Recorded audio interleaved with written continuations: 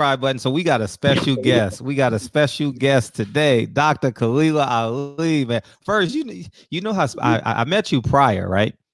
And Yes, sir. I do a live show every night, and we Hmm. get thousands of boxing fans that come in throughout the show. And one of my one of the subscribers made a special request for you. And so from the interviews that we did after the Deontay Wilder fight. So you're in high demand. That's a good thing, I Yeah, think. yeah. So we gotta make sure when the book is out that we promote the book. You Yeah, know, absolutely. yeah. How are you doing? Mhm. COVID-19. I How's everything coming? I'm doing fine. I thank Allah that we are still breathing in this life, and which is a gift. And I want to thank you for inviting me on your interview. Mm-hmm. I appreciate it. I want to say out to all the Muslims out there who are participating in the Ramadan Mm-hmm. uh, event. May Allah continue to bless them with all their dreams and their wishes, Mm-hmm. and they be healthy and stay safe. Mm. So this is day 5 or day 4? Yes, sir. Okay. It Okay. is day Okay. day five. Yes, it is of Okay. beautiful Ramadan, which I've been thankful for 70 years me 70 years. participating in it. So it is a blessing, and the older I get, the easier it gets, Mm. and it's more appreciated even now that I'm older. So it's good, and it's good that it came at this particular time. How Mm. about that? You're right.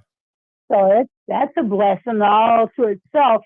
And whether people believe it or not, they're actually doing things that you do during Ramadan, Mm. and without being Muslim, and that is giving charity, giving hope and love and caring and compassion, and stop to think and be appreciative of the blessings that we had as a free people. Mm. And a lot of times we do not give God the thanks or gratitude that we deserve to give Him.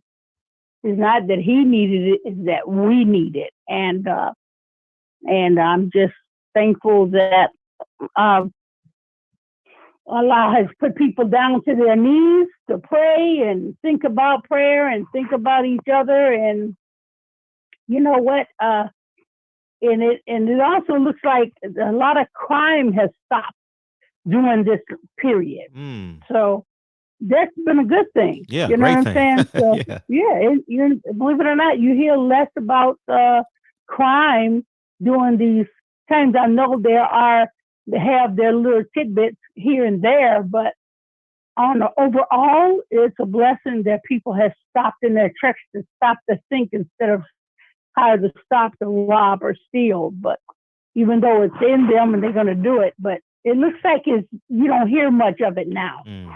other than trying to stay alive and stay safe. Mm. So you were born in the Hmm. Muslim faith. Yes, sir. I Oh. was born. My mother and father uh, joined the Nation of Islam in the 40s, at Mm. the end of the 40s, right before I was born, and I'm grateful to them that they did that because um, under the teachings of the Honorable Elijah Muhammad, it was like a gateway to Islam, and that's how we got to know of Islam. And even though we have upgraded from the Nation of Islam to the Quranic way of life and spiritual education Mm. has been upgraded, which is a good thing as well. Mm-hmm. Why did you use the word upgrade? Why do I use upgrade? Upgrade is like going to school. When you go to high school, Mm-hmm. Nation of Islam is like being in high school, Mm. and from kindergarten to high school.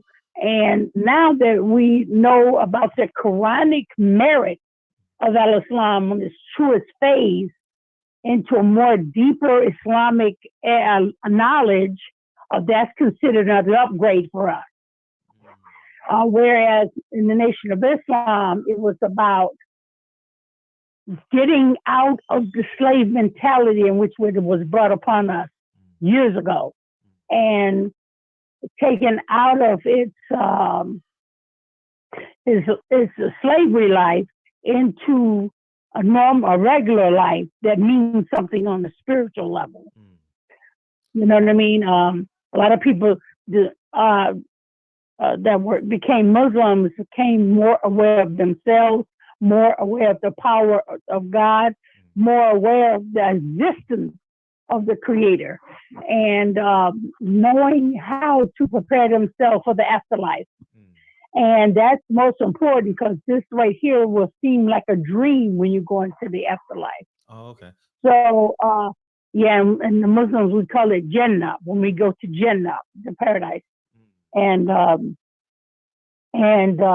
you have to understand it's a blessing to know that there is a people that from the beginning of their livelihood, or beginning of their learning life of learning, they know that the Creator exists. There's no doubt that the Creator exists.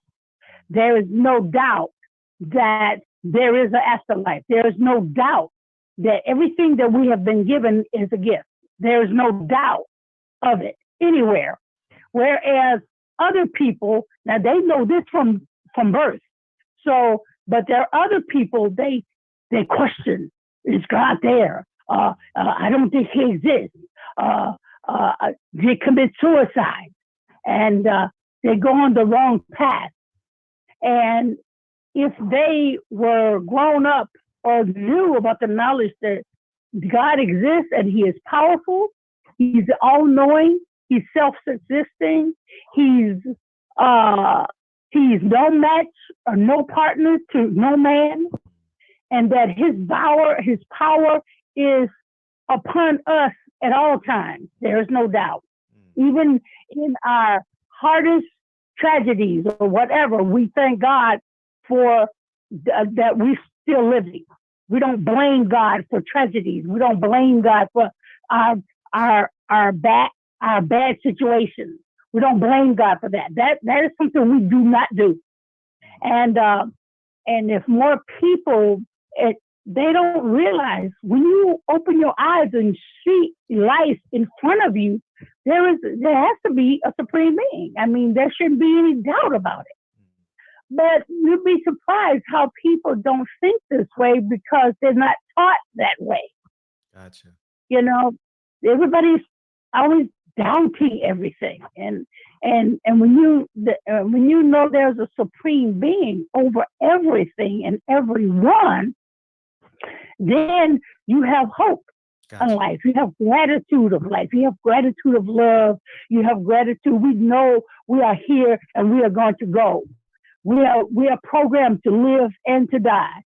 We are programmed to learn as much knowledge as we can. And this is the greatest thing, because then we have a purpose. So, and our purpose, yeah, you know what I mean? Our purpose is to be better beings. Our purpose is to share our knowledge with others. You know, we have more of a purpose. Mm-hmm. So let me. Anybody out here searching? Yeah, all of this is by evolution. No. Don't right away. That is detrimental to your whole existence. That's detriment to your whole existence. And I'm just thankful that my mother and father gave me 2 lives. He gave me a life of birth into this world, and they opened the book of Al-Islam to me so I can learn and be a better person.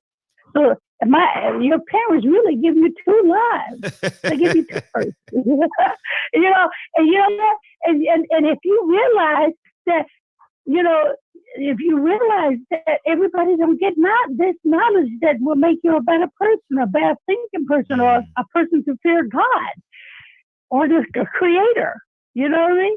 And you know, you got a lot of people out there just totally lost. They just totally lost, and they have no clue the power that the Creator has given them.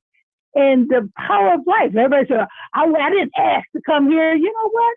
You know what? You didn't have to ask to come here because you came here by the grace of the Creator. Yeah. Automatically. You should be thankful you are existing today. And what can you do in your existence now? And there's no doubt. But people have doubts out there because they're not fortunate to get this. But check this out. That knowledge sometimes pass each and every one of us. And if it doesn't, and we lose statistically on not knowing and wasn't blessed to get that knowledge, but everybody gets the blessing. They don't read the signs. There's signs that tell us every day the Creator is the powerful one here. There's no partners.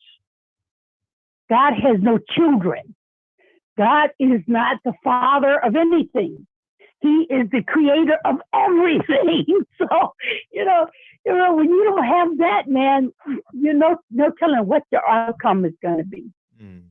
So, but we're so influenced about so much on the outside that influence our thinking that we lose our way. Even if we know that there's a God, we lose our way. Sure. But at least it's not detrimental or a guessing game. Because you know what, Frederick? By the time you realize what the Supreme Being is, and by the time you realize you're thinking right, you're thinking right, common sense tell you everything is going to be all right. And so when you start learning about the knowledge of the Creator, and you said, wow, it's time to leave.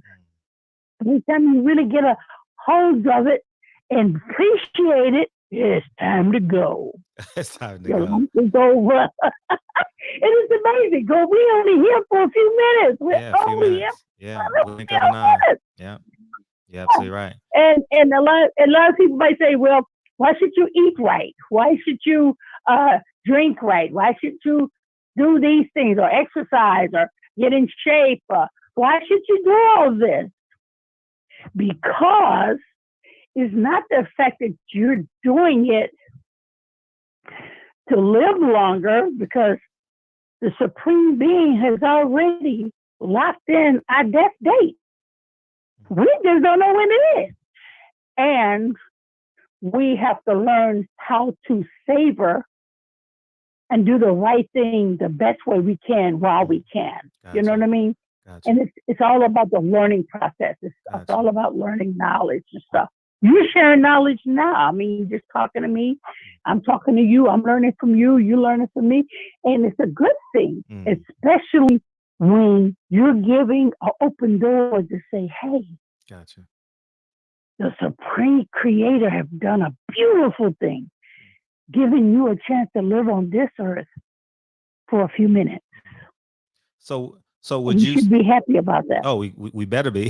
So yeah, well, and if we don't, that don't need us. The Creator does not need us. Absolutely. We need the Creator. He's self-existing. This is a test. This is the thing for him to test us with. And he made such a beautiful creation. He's made a perfect creation. Perfect. God, Supreme Being does everything perfect. It's not the subject that is perfect, but his creation is perfect. Gotcha. I mean, he's got all our organs. Everything in our body has a purpose. Everything in our body has a function, and we have a function. And we do that function on a natural level. He gives us a good heart. He gives us a beautiful lung. And if it's not perfect, he'll try to let you live in this world to figure out, how can I correct this? How can I make this happen? Then they say, well, why does he come out like this? Why did God make him like that? Why? You know what I mean? Everybody, you're perfect inside. We might have perfect bodies because it's up to us to feed ourselves good, live good, live Sure. healthy, so our offspring can be healthy. And if Gotcha. we don't take care of that, we destroy our offspring. And you wonder why our Gotcha. our children come out like this, how children get Uh-huh. cancer, because we have destroyed our bodies. Uh, And that person, whoever has a problem or issue, we have to learn from that person because they're here as a gift for us to learn from. mm, So everything is a blessing. mm. No matter how you come out, it's a blessing Gotcha. because God got a purpose for us to learn from, to heal from, to be a part of and experience something from. Mm. You know what I mean? Yes. Oh, I'm grasping it. Everything, everybody's here for a purpose. Yeah. We don't know what it is, Mm. but only the Creator So, knows. so you were born into the Nation of Islam. How old were you when you met Elijah Muhammad? Uh, three. As far as I can remember, I was three. Wow. So let's talk I about was that a baby. relationship. Well, my mother had uh, she, took me to see him when I was a child, but I can remember that. But as I was growing up, he was in my life Mhm. at an early age, and three. And when my mother and father's was working, having their jobs, my father worked at American Can Company, and my mother worked at Alvin's Apparel downtown Chicago. And when I came around, he says, "Well, you know what? You guys, you got to go to work. You leave her with me, and she'll be raised with my grandchildren, and I'll teach her because she's not going to go to a public school. She's going to go to our school, and we're going to train her to be a beautiful girl, a beautiful woman, a beautiful mother. That's what we're going to do, Mm. and we're going to give her knowledge." And my father and mother said, "Okay." They trusted it. So I was raised around him and his grandchildren, and I mean, that's a blessing to be raised among a leader. I mean, I've met a lot of leaders in my time and great people, and it was just destined to do that. That's what Allah had planned for me, and that's what I came out of, and I appreciate everything that I've learned, good and the bad, and Talk about being in it the was house. just Talk about amazing. being in the school. Like some details, like because this is like In some school, great like just being around Elijah Muhammad, the school, the conversations. well, Uh, well, first of all, bearing in mind the Honorable Elijah Muhammad, this was a little man who had power, organization that was grew all out through the United States, major cities. He had every mosque, every bakery, every store, every cleaner's barbershop. I saw the Honorable Elijah Man build from the ground, because we was in a little school in a basement on 53rd Street in Chicago. mm, And then we finally had a building and a beautiful school with a playground and classrooms. And I've seen all that grow up. I went to the mosque and I've learned how to be a woman. We used to have classes for young girls, how to sew and cook and all that. I mean, he taught me how to make a bean pie and bean soup in his kitchen. And I met other little girls that was there who was his grandchildren. We all learned at a young age how to sew, cook, and take care of babies and serve on the dinner table. We learned that at a very young age, around 11. And we had Black history in our schools when they didn't have it in any school. Matter of fact, when we was coming up, they didn't even have Black people going to white schools. So I came up in that era. I came up in that era where while they were fighting for their rights on the outside, we had our own institutions and building a community and a life outside the nation of the white nation. We had a nation within it. We lived a nation within a nation, which is a Muslim nation inside an American nation. So it's like you're living in two worlds. And I mean, we wore long clothes and long skirts, and we were covered up to the neck. Um, it was, and a lot of little kids, they kind of was rebellious. Some of them was rebellious in school who came out of uh, Christianity or Christians, and the family converted to Islam, and they came out of the Christian into the Islamic world, and sometimes it was pretty tough for them, and they were they were struggling battles, man. And some of the girls would roll their skirts up when they get off the school bus, like, and we wore long dresses, so you didn't look like an idiot, And but me, by us being born in it, it was a natural thing for us to wear long skirts and do certain things where they kind of rebelled against it Sure. because they wanted to show their friends that they were normal, and being a Muslim wasn't normal. Oh, no way. It wasn't. So So being a Muslim was we not. had confrontations. Oh, we got bullied. I mean, it was like unbelievable. You know, What's not I mean, normal about I being a had, Nation Islam? Being a part of it. huh? What's not normal about it? What's not normal is that the girls were wearing long skirts all day. I mean, you're talking in the 60s, man, wearing long skirts. Are you kidding me? Mm. That didn't go cool at all with the outside world. Mm. Um, a lot of girls who was converted, they was like ashamed, and because of their peers. And they go, ooh, you wear a long skirt, and you never did. They would laugh at us, and we had to go through those kind of confrontations all the time. So it was like living in a different world within the United States. Gotcha. Um, Understood. we weren't learn. We didn't get taught under when we went to school. We didn't raise the American flag and salute to the flag and say, the Pledge of Allegiance. We had our own flag and we had our own Pledge of Allegiance.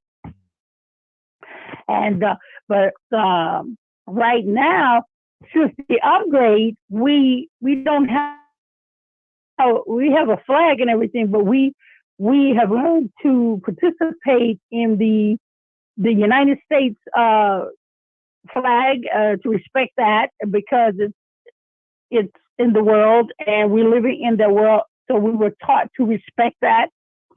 So there was no rebellion against whites or any other colors, where we were taught to be all one now, and that was a beautiful thing. And that was the only thing in my family's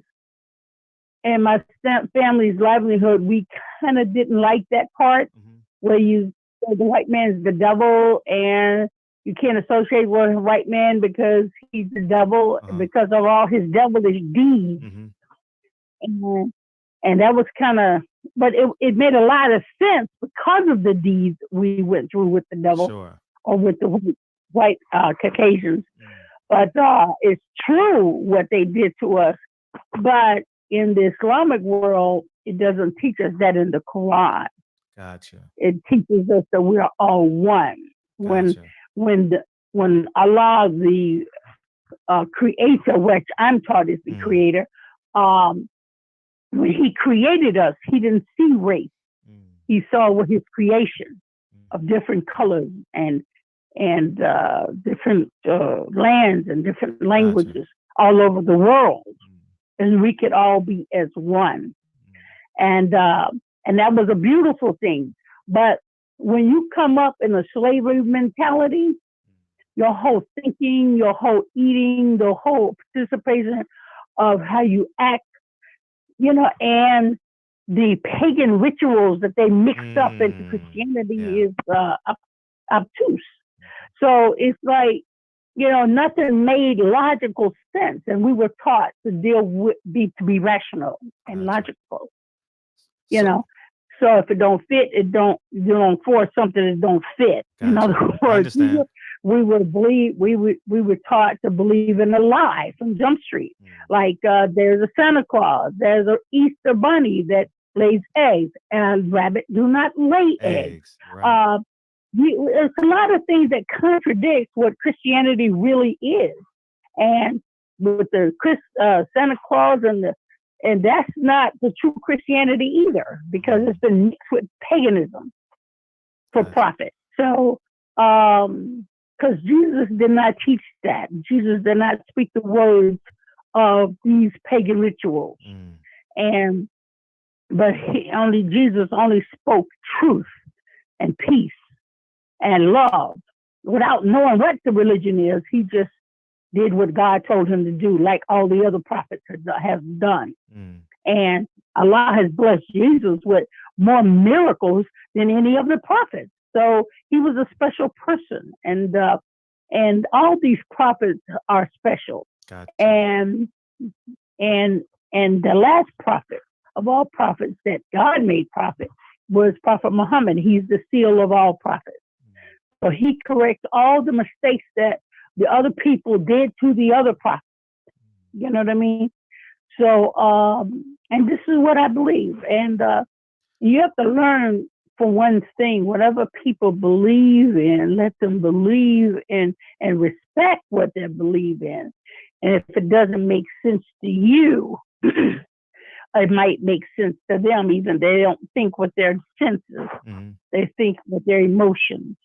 And they don't think with senses. They think with their emotions. So, and all people, it's who you raised you, and it's what you were taught. Sure. A lot of people would say, you know what?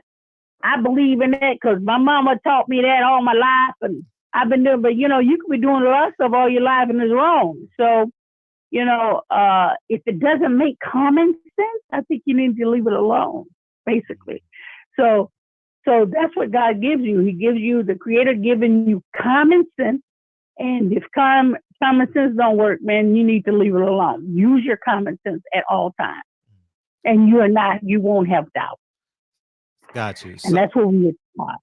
So when I was coming up in school, being around the Elijah Muhammad, I saw this young little man who cleaned people up, who were drug addicts and dope heads and evil people, and cleaned them up and changes their lives. I mean, basically, I have never seen, heroin addicts, they either deal with heroin until they die. And there's no cleaning up, but you can get cleared out of any kind of drug or any kind of device that is contrary to your way of life. And the only source of that you can be healed if you have a strong spiritual foundation. And even if you have a strong spiritual foundation, if you don't practice it enough, you will go by the wayside. Gotcha. In any religion. And if you have a strong faith in Christianity and in the Jesus Christ that they taught you, there are two Jesus Christs, because there's one that teaches the truth, and there's one that they've used to tamper with your emotions. And you have to know you're following the right Jesus. You know what I'm saying? Because he was created with a lot of things that make you follow the pagan part. So, but there's a true Christ that when Allah gave him Christ Jesus, the name that Mary had, which we believe in the same scripture, then you will realize that you will respect him as your prophet who had given you an insight on life. He's a beautiful person. The words he said were true. They were coming from God himself. So, but a lot of times our thinking is controlled by people who want to control you. And that is all over the world. I mean, a lot of people do that. Not just Caucasians, but a lot of people. Sure. You got people out there that believe in sticks and stones and statues. And, you got a lot of people believe in a lot of stuff. But because we were barbaric in the beginning, and we had cultures, and we had traditions that we brought. This is why religion is set in to change all of the cultural and traditions, because cultures and traditions are man-made. And this is why religion was set in place to keep you in line, to keep you connected to the spiritual life. So, So, I'm just thankful that I came up that way. mm, You might not agree with a lot of things in life, and nobody agrees with everything, sure. but you have to make sure you use your common sense when you do it. Gotcha. And when something is right, and Yeah, you feel it in your when spirit. something is wrong. A lot of Christians I know that I ran into and was affiliated with. They said Jesus, the Christianity turned them and showed them the way of Islam. So, Mm, and vice versa. So, it all depends on the individual, how much he wants to learn in life, how much he want to practice in life. People can talk all day long, but to practice something is a different ritual altogether. s- Like we're doing Ramadan right now, yeah. and this is the month in which Prophet Muhammad, may peace and blessing be upon him, wrote the scripture of the Quran through Allah. So, by the way of Allah. So, um, and a lot of people, and we do this every year, that we read the whole Quran for the whole month of Ramadan. Mm, We read a third of it every day. So by the 30th of the third of the book is written at the end of the month of Ramadan, 30 days. We have completed the whole book mm. with understanding. And so you might have the Bible as the most bestseller, but the Quran is most read. Oh, It's the most okay. Gotcha. Gotcha. Gotcha. right. So let me Yeah, ask. people got books. They got Bibles and hotels of ill Yeah, yeah. repute. They True got that. Bibles True that. everywhere. Qurans aren't everywhere. They don't, Yeah. there's a respect that there's a code you must carry to learn Mm-hmm. how to treat the Quran. It Mm-hmm. cannot be sitting on the floor or anything like that. You can't open Gotcha. it without washing your hands. It's a big deal. You know what Yeah, I'm I saying? understand. So let So me. even though the Bible is the bestseller, the Holy Quran is the most read. There you Gotcha. go.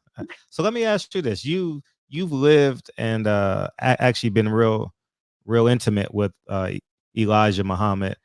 How do you make Oh, definitely. how do you make sense of like in The Godfather of Harlem, they talked about it. I saw Make It Plain. I'm sure you're familiar with that documentary, and obviously the last one, Who Killed Malcolm X, and Right. Malcolm X made claims that Elijah Muhammad had extramarital affairs with a lot of women. And how do you handle that duality, or do you believe it? Do you not believe it? Being that you've actually. Of course I believe it. I've seen it. I've seen it myself.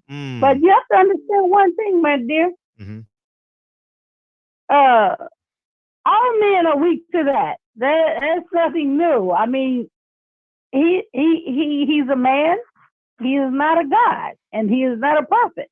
So men, they're made to be weak. So they're gonna be. Ali is most biggest womanizer of them all, and he did it when he was married. So I don't look. I look at him as a person that he shouldn't have done it. Things like that.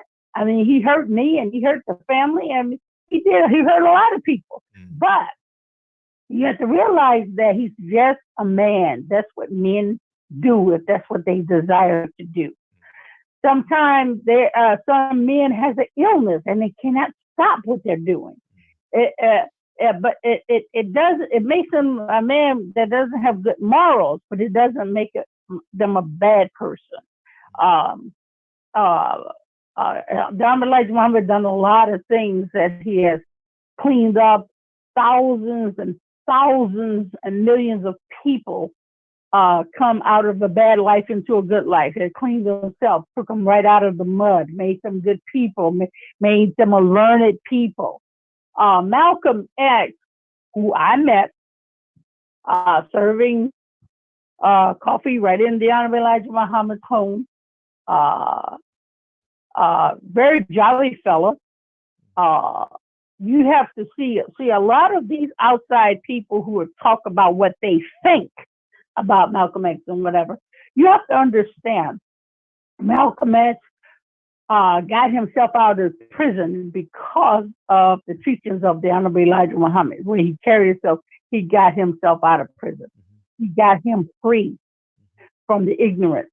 Uh, Malcolm X, in his past life, uh, he did bad things. He robbed people's homes. He dealt with heroin. He drug dealer, everything. And and too out of surprise for a man to come into the nation and clean himself up like that. Mm-hmm. The Honorable Elijah Muhammad loved and admired how he was well versed with the people of the street, the language, Mm-hmm. because he was from the street. Gotcha. And this is what made him admire him.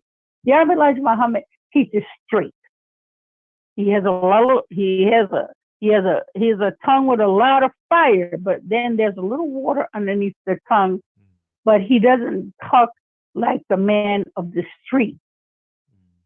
And this is what made him admire Malcolm, and by him following the teachings, being wise, and being getting himself together, and that was he said that is the one that can speak for me and help our people.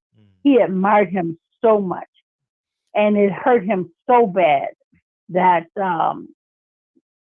other people were doing things to him. It wasn't us that's doing, because see, on the outside, people just think like a normal person. You would think that there would be a threat, but Malcolm X to Elijah Muhammad, he didn't see him as a threat. The Honorable Elijah Muhammad had an empire. It wasn't a threat for Malcolm to speak out the way he did. He loved the way he spoke out. He was an asset. But you have to realize there are other forces on the outside that was after Malcolm X. They was after Malcolm X for a long time. But when he got under the roof, under the Honorable Elijah Muhammad, there was protection. And he was protected from the outside element. He was part of an organization that protected him, that served him, that helped him, and he helped them. So that was a good thing. But out of jealousy, when you don't do what the Honorable Elijah Muhammad tell you to do, you're going to have a lot of people that don't like you. Gotcha. But the CIA and Hoover has been on his back for a long time. The minute he got out of the Honorable Elijah Muhammad's roof, his protection was over.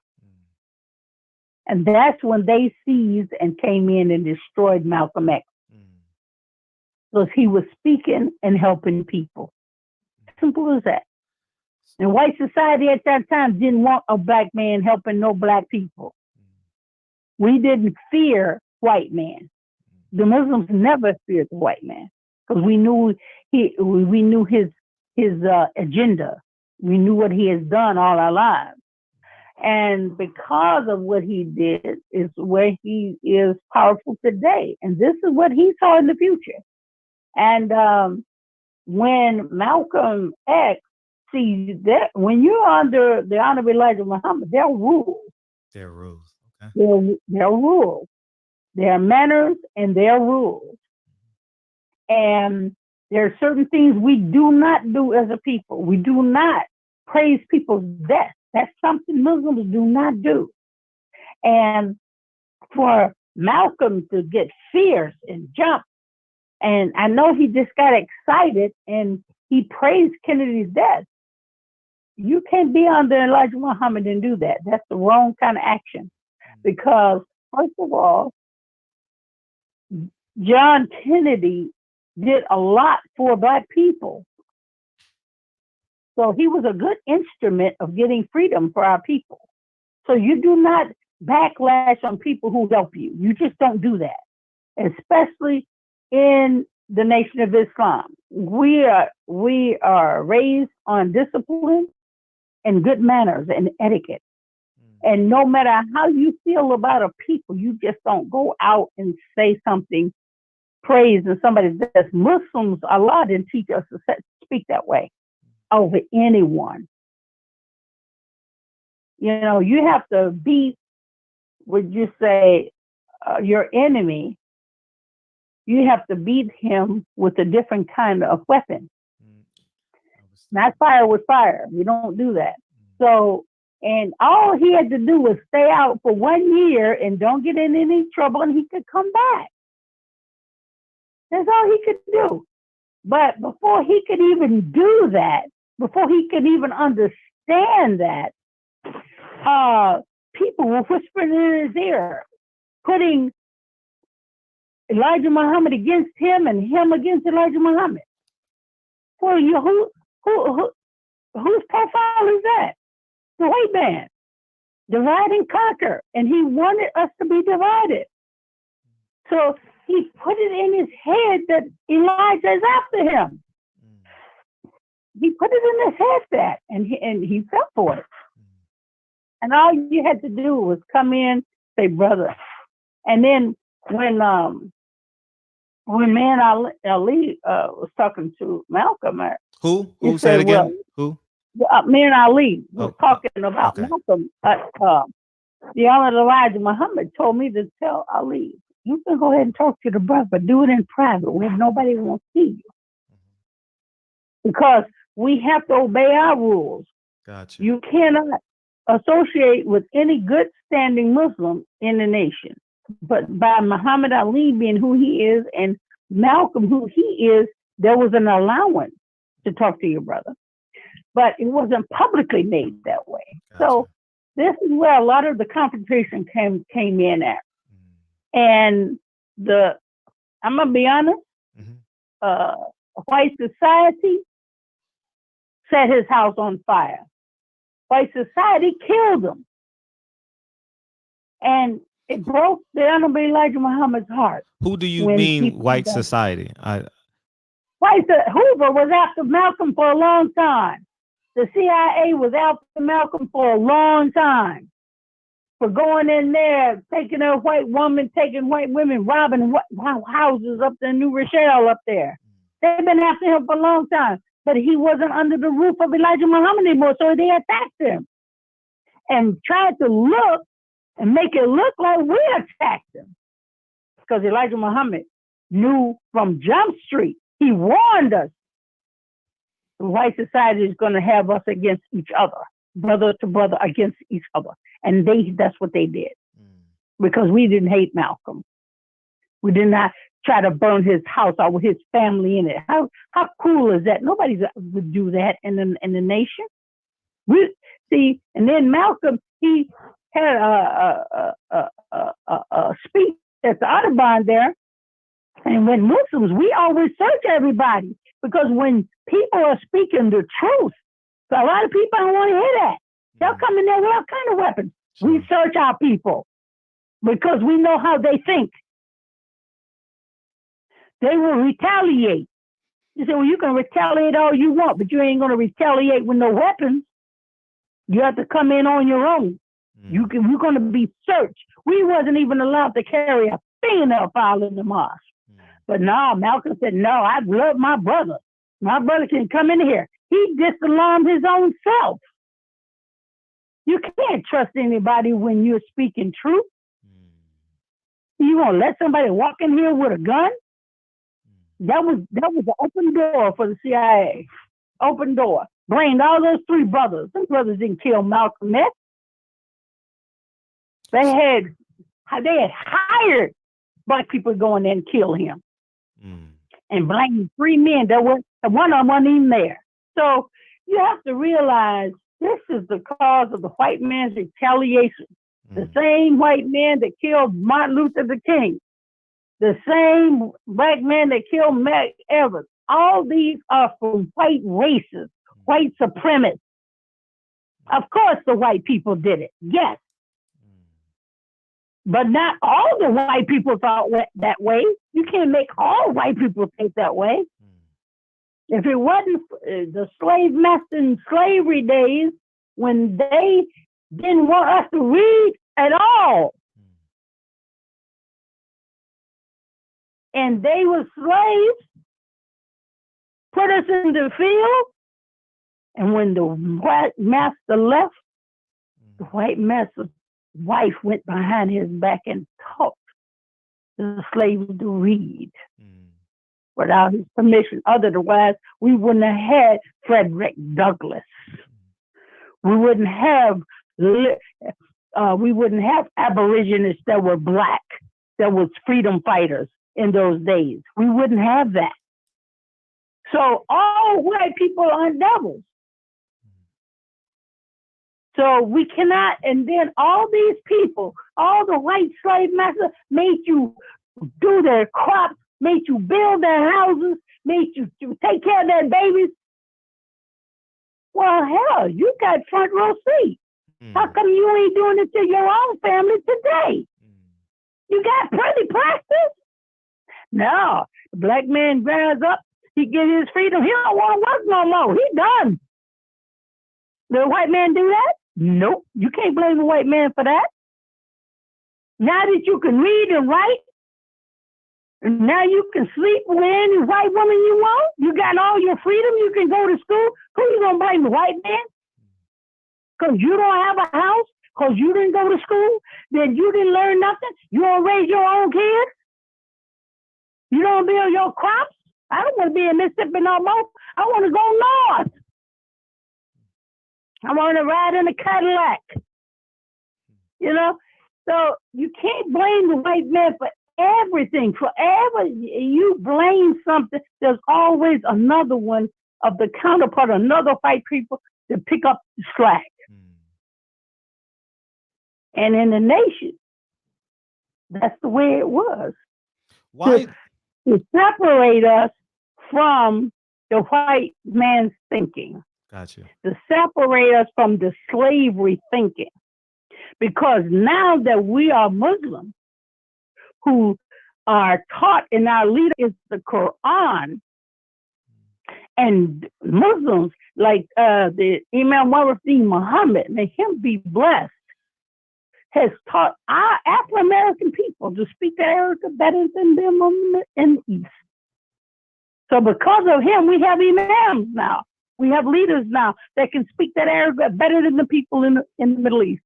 Because the Honorable Elijah Muhammad said a long time ago, it's going to take the people of the West, the Muslims of the West, is going to have to teach the people of the East all over again.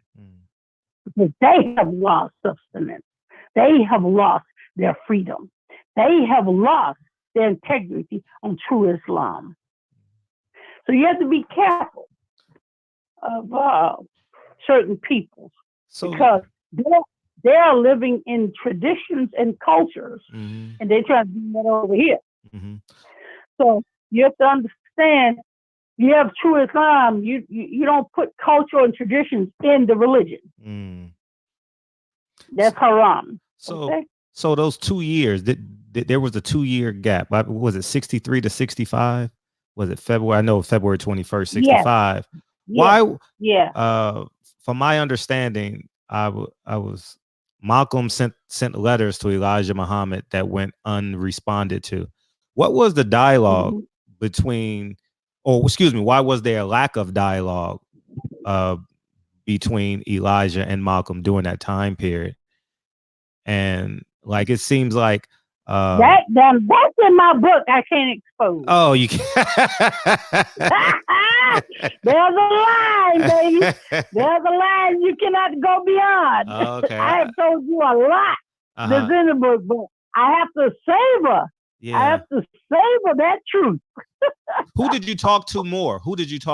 Elijah Muhammad during 63 and 65, or Muhammad Ali?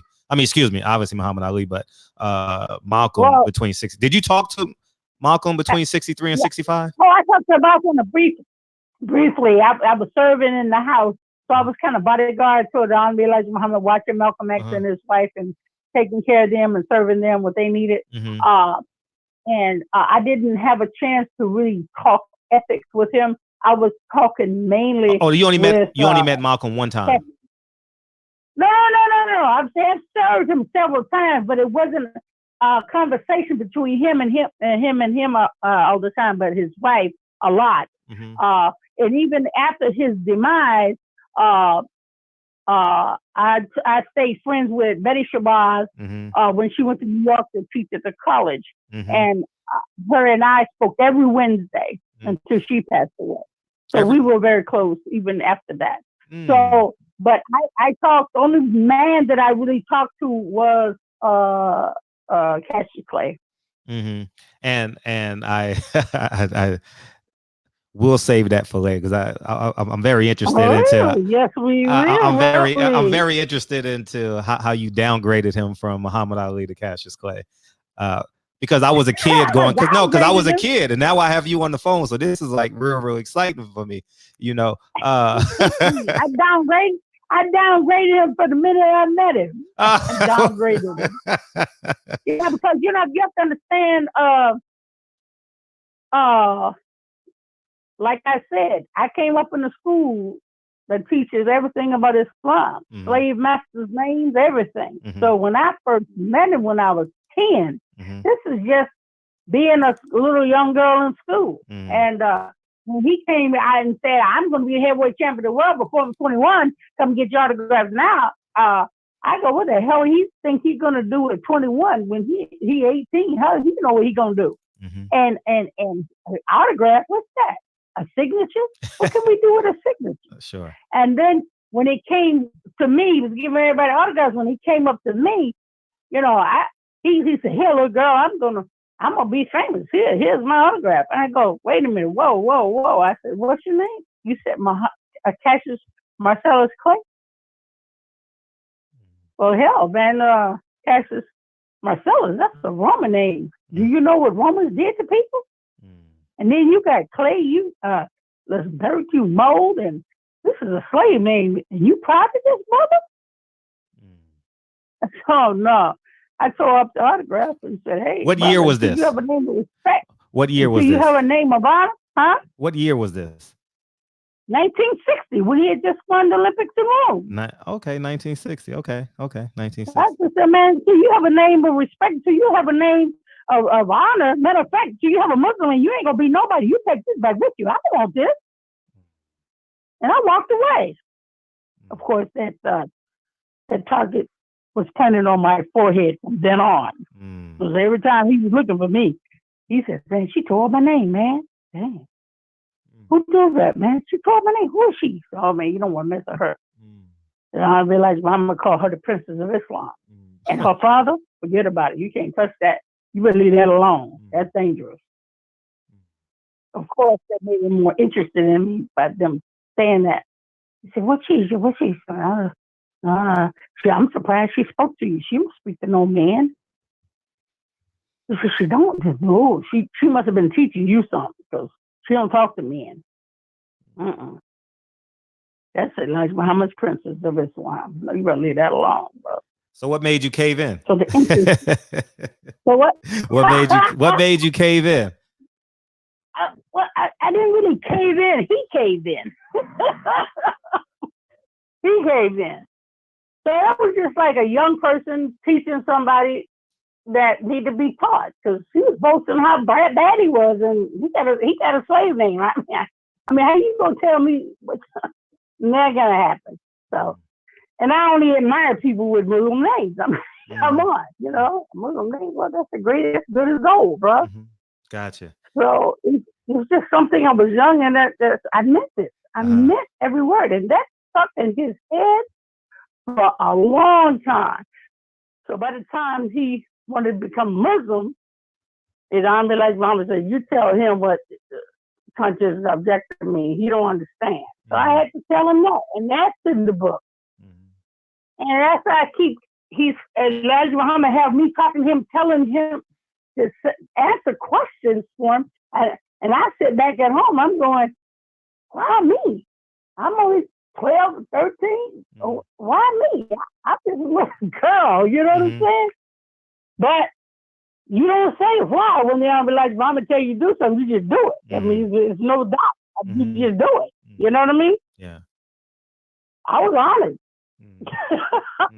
but I did tell the truth. Mm-hmm. And When did he couldn't understand how I knew so much and I had never been nowhere. When did you There you go. and Cassius start dating? Well, it was quick. It was right after I graduated from high school when I was. Hold on one second. Somebody's calling me. I'm gonna tell them I'll call them right back. Okay, great.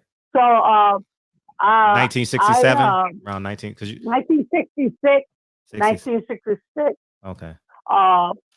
When I graduated high school, and he started coming around and trying to talk to me and everything, and so we was talking and everything, because everything that I advised him between the time I was 10 to the time I was 14, it made him popular. It made a big impact on his life, the things I was saying, from the time I was 10 to the time I was 14. So everything that I told him, he actually said it out in public. Got you. As his own.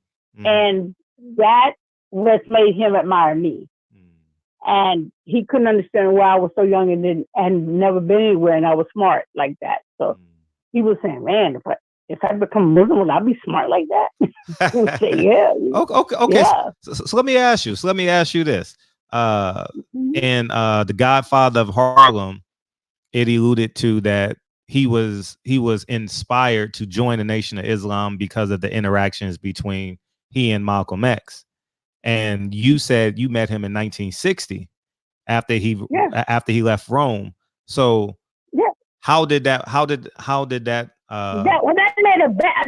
made a bigger impact because I was really helping him and guiding him, and it didn't have anything to do with Malcolm. It's just that Malcolm was a part of us. So, and by him meeting me during school days, that impressed him even more. And it's a lot that kept Ali on the road to being a Muslim and being impressed by me, being impressed by Elijah Muhammad, being impressed by Malcolm. It all was in the same cycle. And a lot of times, as well as I know, a woman will always open the door for you to be interested in something even more than a man will. So I think I was blessed to be a part of his life in that manner. Even though it wasn't planned, it was just spontaneous. And, seeing what happened to him and seeing what I told him, it all interacted together. And a lot within the book will describe our interactions and my advice to him as a Muslim. Gotcha. And that kind of advice and that kind of connection that made him really interested in me made him who he is. I was a part of that. And so when at 66, he kept coming around a little bit more, and he was trying to do the right thing. And Herbert introducing him to Sanji, and she was black, she was beautiful, and usually people who was prominent or had a little name for themselves will basically marry a white woman. And he didn't, and I was very proud of him, and he didn't, and that Sanji came into play, and I really admired him for that. I was glad he did that. That was really good. But by self, I was going, and when I saw her dressing the way she was dressed, I knew that probably wouldn't work. I was praying it would, but since it wasn't working, I said, if this marriage don't work, I'm gonna have to step in and help my brother. I'm gonna have to step in and teach him something. He needs to know that a sister of my caliber could really give him more advice, and I would give up everything to step in and guide my brother because I want him, if he become Muslim and he's strong enough to do that, then I want him to be the greatest Muslim of all time. And I did what I did, and I did it. I gave up college. I gave up everything to guide his direction. So you guys dated from like 1966 on, and to 1967. And then you got married in 1967, correct? Yes, sir. Correct. So we talked about it. You're not. Can you give us some details of the conversations he and Malcolm had? Because I remember the most notable interactions they had were in like 1964 when he fought Sonny Liston in Miami, if I'm not mistaken. Well, it was only a brief conversation. It was like I said, that's in a chapter 2. But the most important conversation, by us being supporters of the Honorable Elijah Muhammad, and we do what he's asked us to do, he more or less said, "Hey, brother, you have to do what the Honorable Elijah Muhammad says. So just be patient, and things will come out all right. It's not as bad as it seems." And he said, "Don't let nobody whisper in your ear to anything different. We love you. And there's a way of doing everything, and you're just not doing it the right way, but you must be patient." And with the going on with the backstabbers trying to make him hate us, I mean, somebody said his house on fire, and it just looked like that we was against him, and we weren't, because there were Muslims that hated what he did, boasting and praising Kennedy's death. So a lot of Muslims didn't like that because that's not what we do. That's not us. So you cannot represent Elijah Muhammad doing that.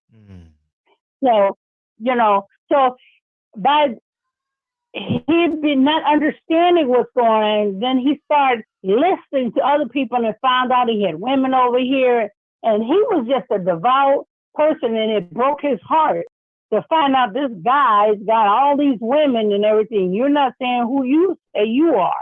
So that gave him doubt. Gotcha. That gave him doubt. I mean, that even hurt my feelings when I saw it.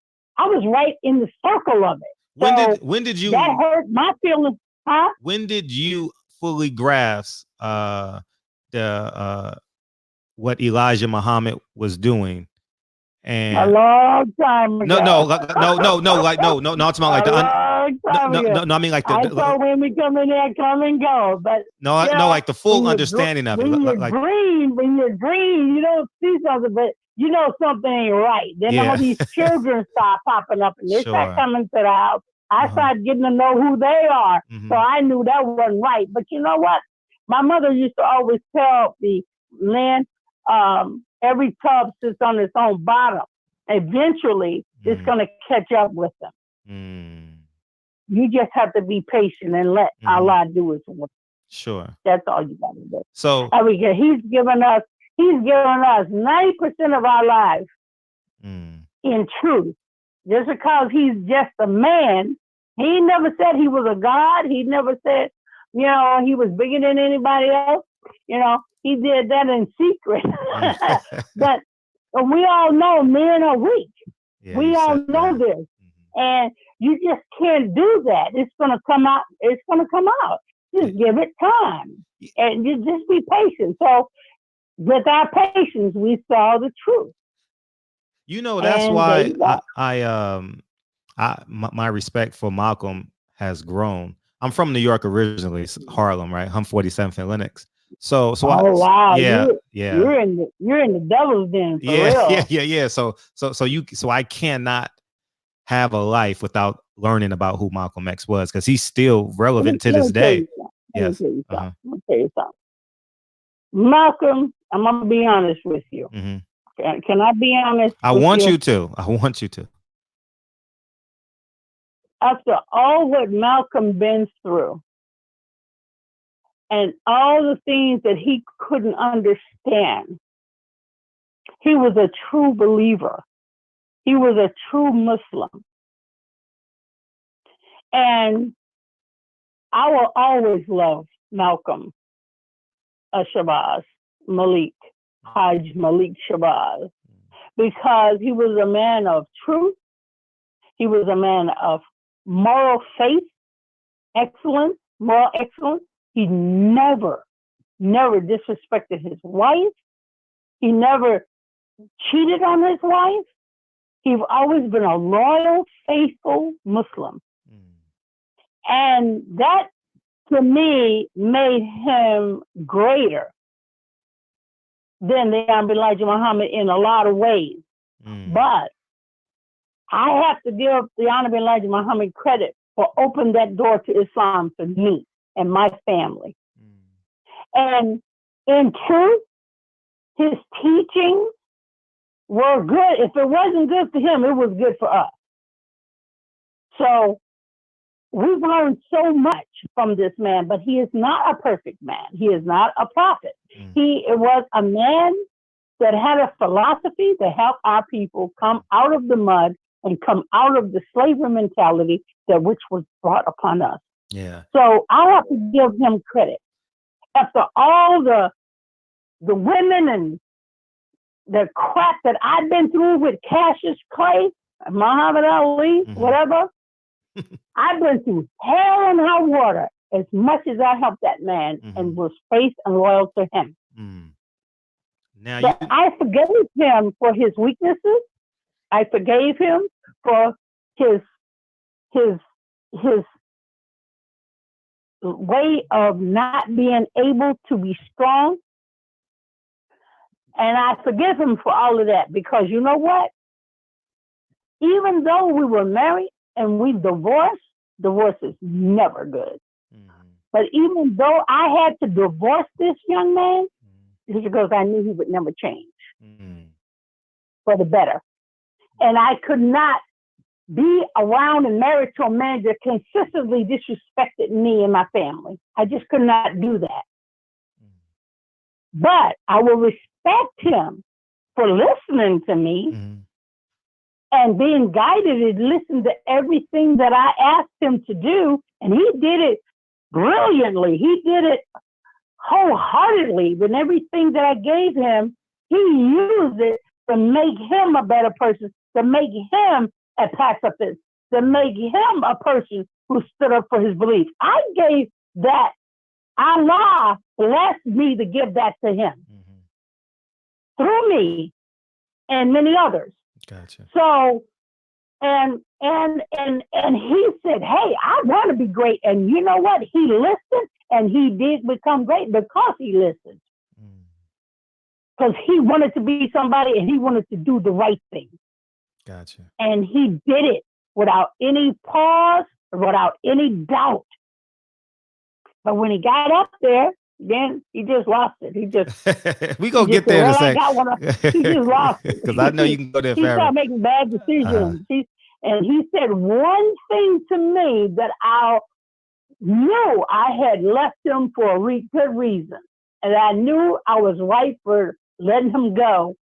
He said one thing to me that gave me my okay to leave. What did Cassius say? And I would never thought he would ever say anything like this out of his mouth. That's in chapter 2. Yeah. Oh, okay. hey, you should have saw my face. I'm sitting there. Hey, my eyes wide open. It's like a dog that think the parents are coming home, looking through the window. I'm like, okay, it's coming. Where's it coming? It's like, put the bone in front of your nose and you got steak on it and I pull it away. Yeah, you sure did. I know you want to bite my head off. Yeah, you're right. Yeah. But he said that, and that was it for me. And you know what? You know what? Yes. I decided, I said, look, I don't know why Allah has me letting me leave this man, because I thought I was going to be with the man for the rest of my life. But you know what? I said, everything is for a reason. But I had to follow my God sense, my spiritual sense, and say, man, you got to go. So it's one thing I said to When I left, I said, look, I'm not going to allow no court to tell me what we're going to do with our kids. That's not happening. Gotcha. All right? So keep your women in, keep your, I didn't say his women, his trollops in check because we're going to be friends. We have family, and you're going to respect that family whether you like it or not. So that's what we're going to do. You got that? You said, yes, ma'am. And after a certain time, I forgave him for everything he ever did to me that was disrespectful. I forgave it all. I said, because you know what? He said, why are you forgiving me? I said, because you know what? You and I have walked the ground of history and talked to our brothers and sisters, and we have made a believer out of two couples, black, being strong, sticking together, and made history in this world together as Muslims. And you know what? That is not going to ever change, and I will always cherish that. And I will always cherish you because I not only taught you something, you taught me a lot without you even knowing. I said, so we're going to stay friends. We're going to stay Muslims. We're going to stay respectful, and you keep your trollops in line because when I'm coming through, they have to back off and they have to shut up because we made this history and we're not going to let that go. Because we did this as a team. Gotcha. It was me helping him and him helping me. So the life what we've done together and what he has done for Islam and for Muslims and for me and my family, it will be cherished for the rest of our lives. And we might as well get used to that. So let's be a part of this history. Let's respect this history. And we are going to love one another in that sense. Gotcha. And every day since then, he asked me to forgive him. I do it every time. I say, I forgive you every time. And the minute I got grips to my God and my Savior, and I made that big thing, and I let all that evil go, I just let it go. Because I married this man for love and honor and a family and my religion. And you know what? That's when he got Parkinson's. Wow, what year? What year is that? That's when Parkinson said. That was way after I was divorced. It wasn't no Parkinson on my watch. I don't care what them people talk to you about that. It wasn't no Parkinson's on my watch. No. I'm just getting the timeline. I'm just getting the timeline. That's all. Time frame would be, I would say, when did I forgive him? In 80, I forgave him in 1980. Okay, 1980. So you think the Parkinson's still began to set in? Yeah, you know why? I had just came back from Hajj, from Mecca. I had my pilgrimage, and when I came back, I decided to forgive him. And that's when Allah said to me, hey, forgive the young man. He's done a lot in the world. Let's keep the good in it. But I know writing this book is going to be bad stuff and good stuff because divorce is never good. Absolutely. But I have to use that, not because of Ali and me. It's because all these other sisters and brothers out here that have divorced and hate each other and have kept that hate with each other for a long time. And they need to heal. They need to stop downing their men. They need to stop using their children as targets and pawns to fight and get material things and whatever. They need to cut that out because I didn't do that. And this is bigger than me and Ali. We have to teach our divorcees and people who we have had beautiful times with, beautiful children with. You don't use your child as a pawn or a sword to get what you want. You cannot down your brother. Oh, they're all dogs. No, they're not dogs. They might act like dogs every once in a while, but they're not dogs. They're men who are grown and created to be our protectors. Don't ever forget that, ever. So this whole thing about what we're doing with our children today and what we're doing to each other today is horrific. It is sinful. It is hateful. It is wrong. And God doesn't want us doing this to each other. And it's wrong. You can forgive. You have to learn to be patient. You have to learn to forgive and let that old stuff go. Let it go. It's over. Who said that if this man divorces this woman and he goes his way in freedom and she goes her way in freedom, where's the animosity? Who wrote it in stone? Are you supposed to hate each other after that? Hell no. You got it all wrong. You got it twisted. Because we're not supposed to hate each other. We loved each other to even create a human being that was blessed by the supreme creator. And you're going to hate each other for it? No, you need to get off your high horse and calm down and get over it. And move on with love between your children and love between yourselves. And I don't mean you got to have children to forgive. You got to forgive as human beings, one-on-one. You got to forgive each other and get over that.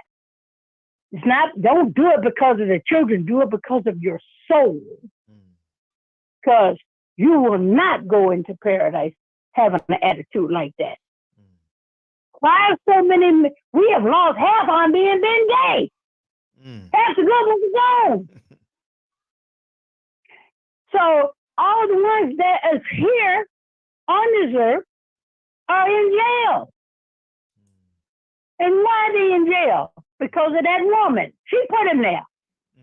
She put him there because she not giving him the power or the respect or the inspiration to do what you're supposed to do as a black man, as any man.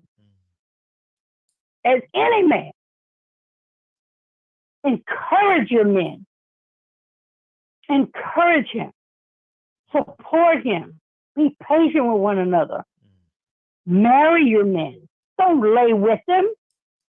What is your reward being married if you got your cookies before you get married? You ain't doing nothing getting married if you're going to get everything you want to give up. But without getting married, there ain't no reason to get married. Where's your reward? You're worth it. So if we don't start doing that to our men today, we're going to lose all our black men. We're going to lose them all. We're going to lose them all. And there are men growing up now today falling in the same trap you put our older men in. So they need to get off of that. And my book is to teach. My book is to share knowledge because of what happened to me. I got to help my other sisters. I got to help my other brothers.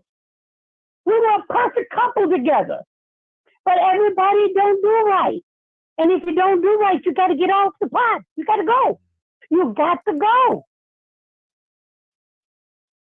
If he beat you and hurt you, he's got to go.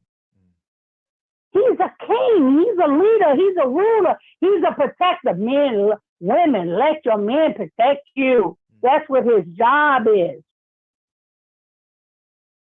The society today has given all our jobs to our women so we can be separated from our men. Well, a white man's marrying their women every day. They might not even love them, but they are married because you can't get in an office. You can't get in a respectable position. You can't make big money without being a married couple. When you are a married couple, you prosper because they look to a married couple that has responsibility. You cannot get in a CEO position in certain companies without being married. Do you understand that?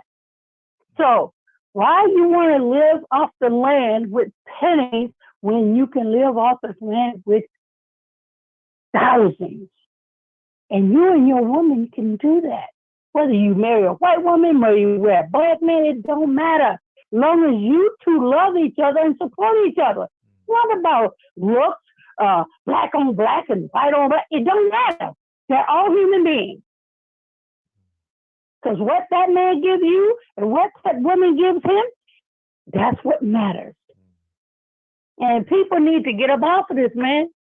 I mean, it's been, how old am I? I'm 70 years old and this foolishness is still going on. I have to be heard. And I figure if I do the book, I'll be patient. I didn't want to sit and destroy Ali 24/7 off the stuff that he was doing to me back in the day. No, I backed up. I kept quiet. I said, no, I'm going to write a book because I got to heal first. I can't write a book mad and angry and hateful and resentful and still hate. And you know what I mean? I get you. It ain't no jealousy. I ain't jealous of no man cheating on me. I'm not jealous of that. No. I know who I am. And I feel sorry for the women who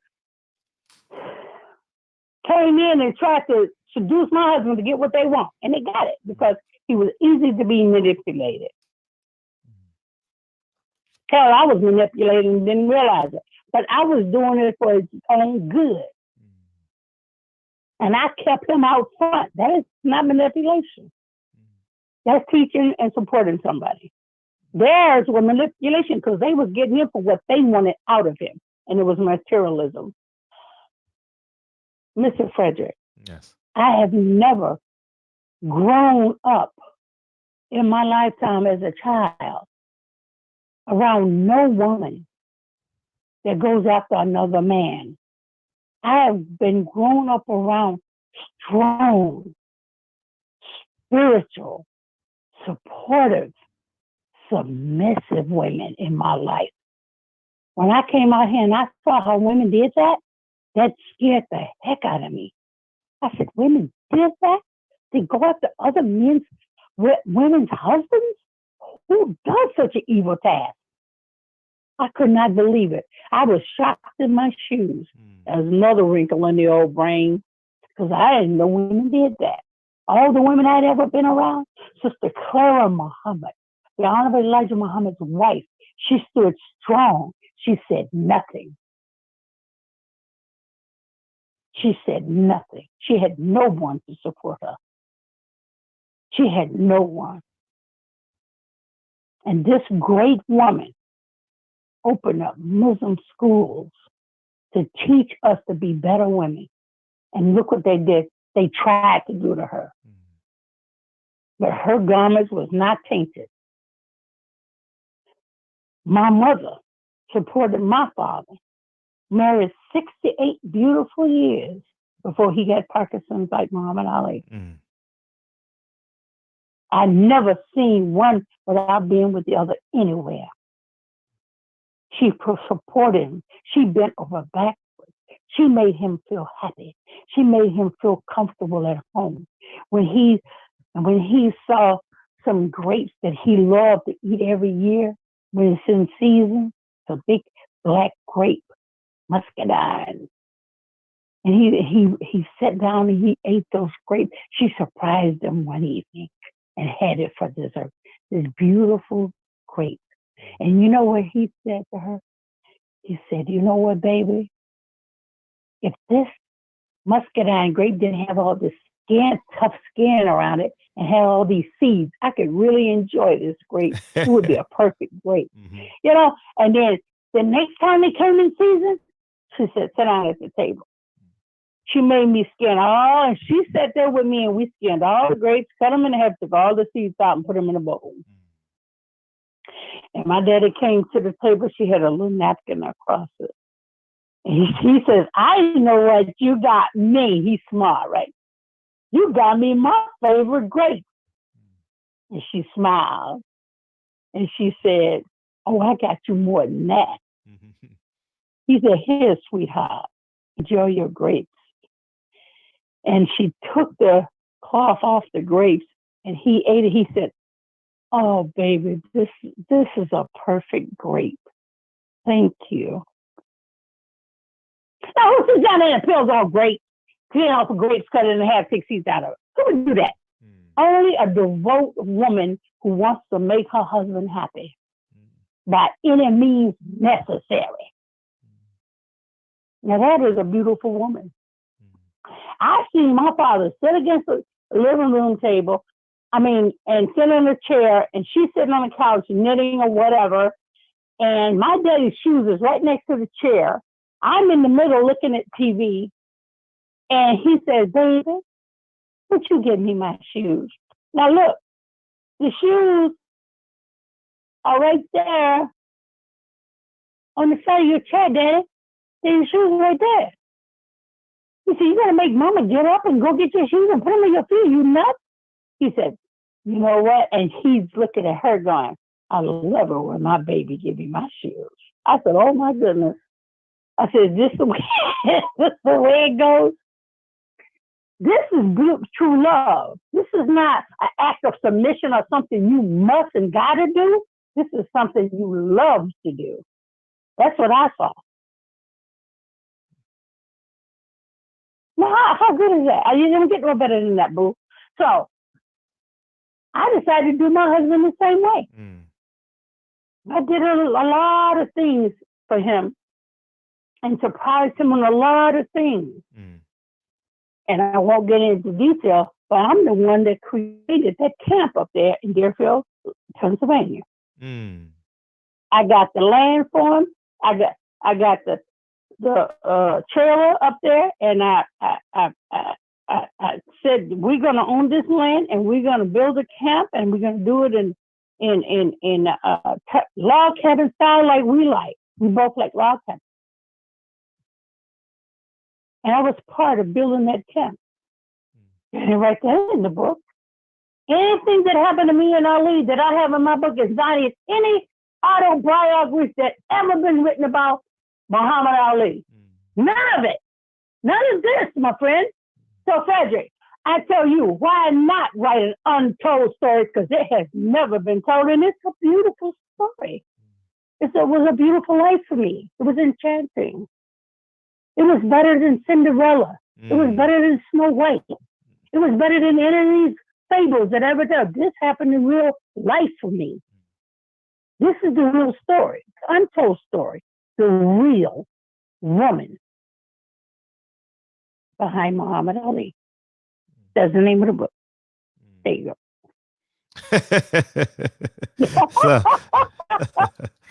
So, I say to you, my dear brother, now people might say, "Oh, she's just doing that to make some money and she is jealous," and all.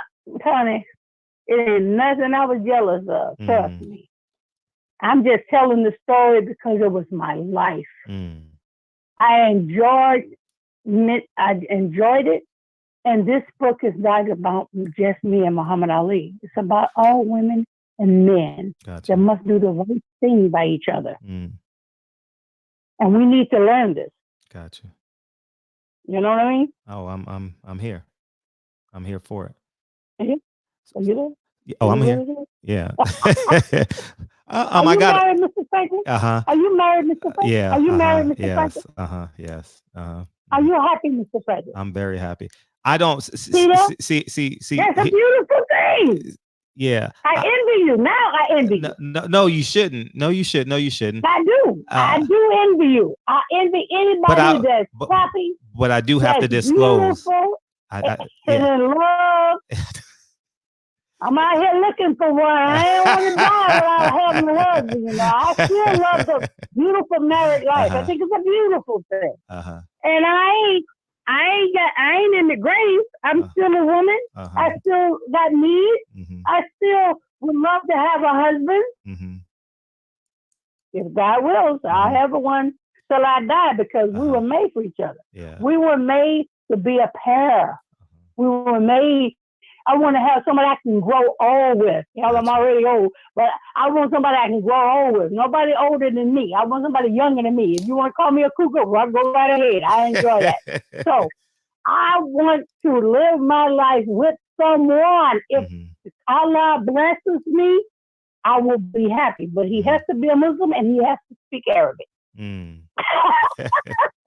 You in the wrong. You may be in the wrong. You may be in the wrong country, but you may be in the wrong. You may be in the wrong country, but you might have to. Now he's here. He's here. He's here. He's already from that country. He's already here. He's already here in this country with me. Now I will say, now I will say, and just for clarification, I define marriage probably a little bit different than you do. You know what I mean? Like, that's fine. You know, like I don't, yeah, I don't believe in like the Western philosophy of marriage. I believe like you procreate a woman, you take care of her, you become best friends. They say soulmates, and because I trust free will. You know what I mean? Like I just believe, I don't believe you own a person. I don't believe that either. Yeah, I don't believe that either. Yeah, I think you just my belief of marriage is not even in this country, but it's here, but it's not here. It's here under free will. It's under the love of God. It's under being right for each other. It's about respect for each other. That's all it's about. Sure. That's all it's about, brother. Sure. What a lot of women get conscripted when I say being submissive. There's nothing wrong with being submissive. That's how a woman, she builds her crown. She's a queen. She has to build a crown. You don't build a crown just being a woman.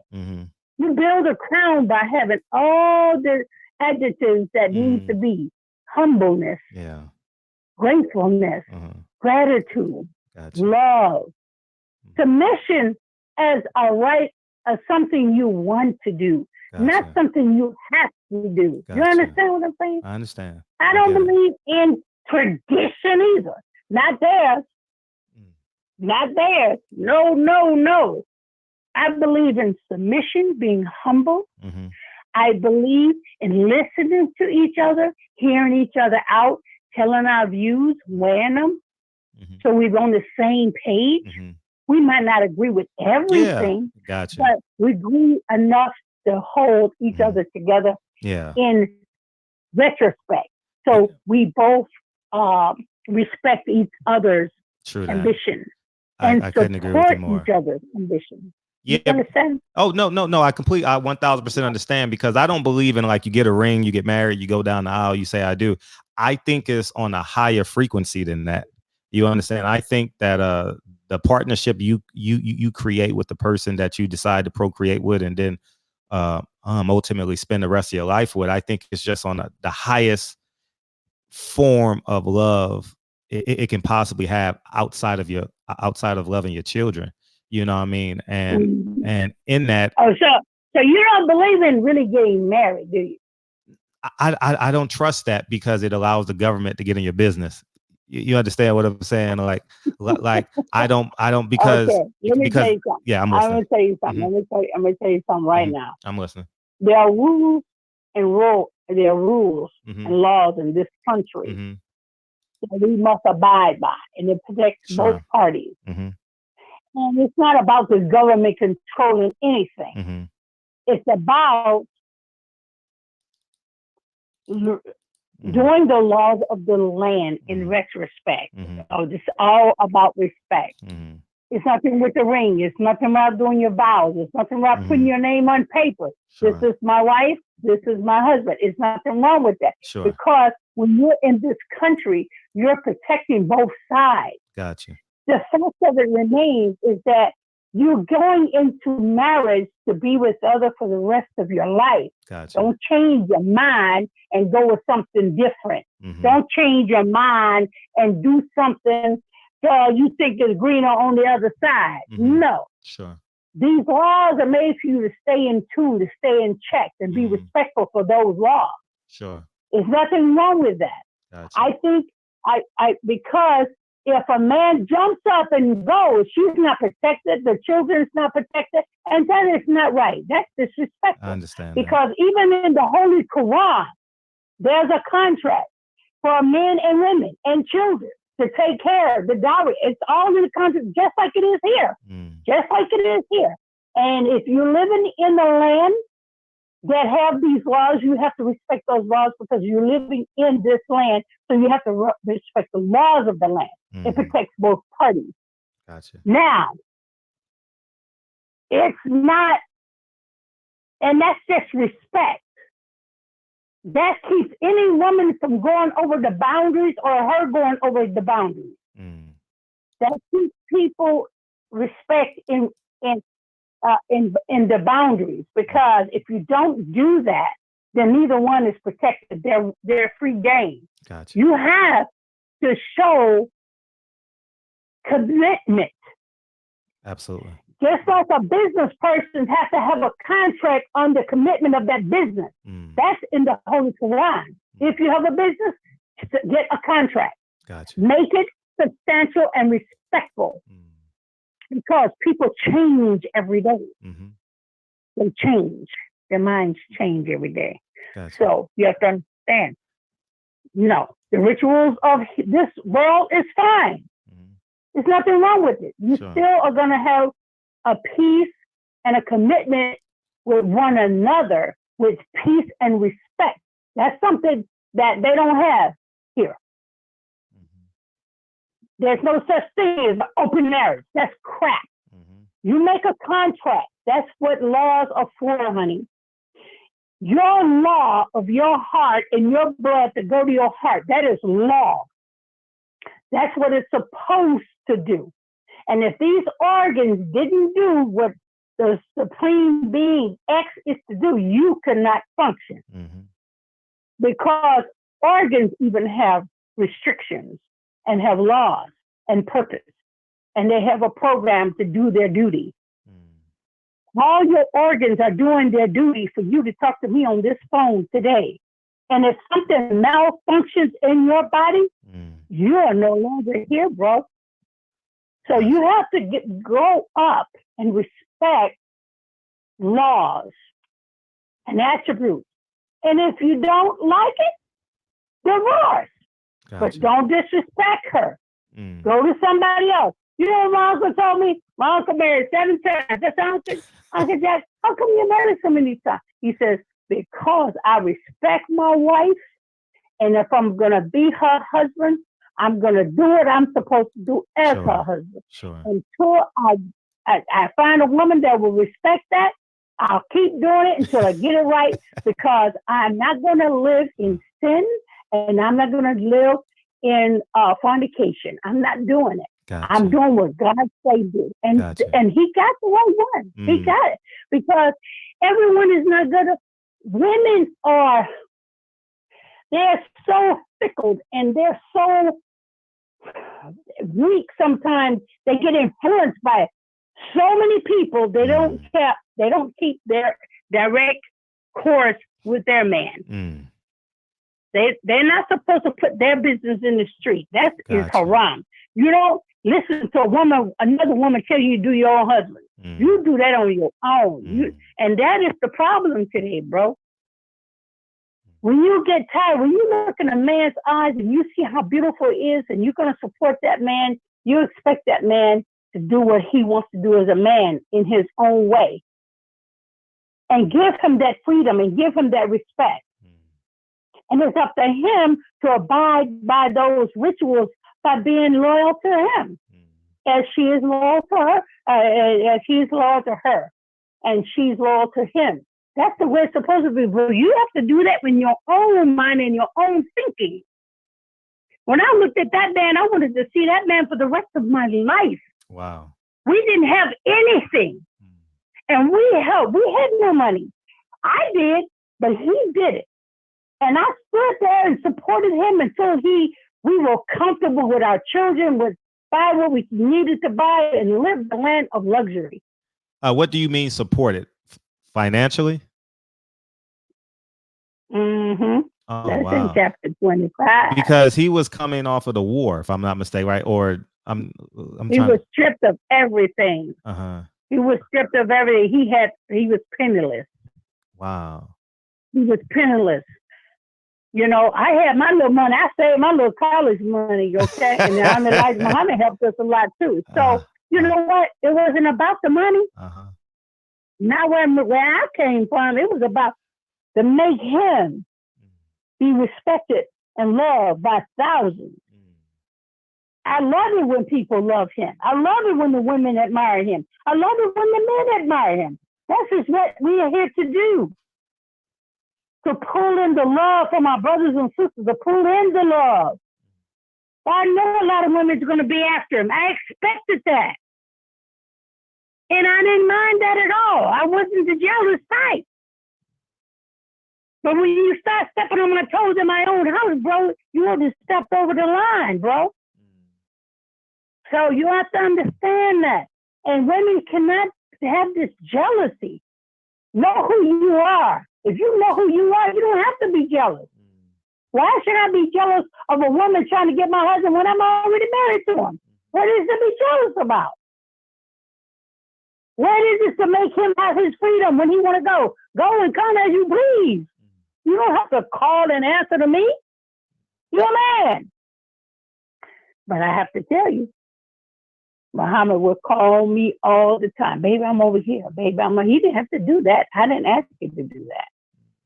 He did that on his own. You know why? Because I gave him his freedom. What he's supposed to have.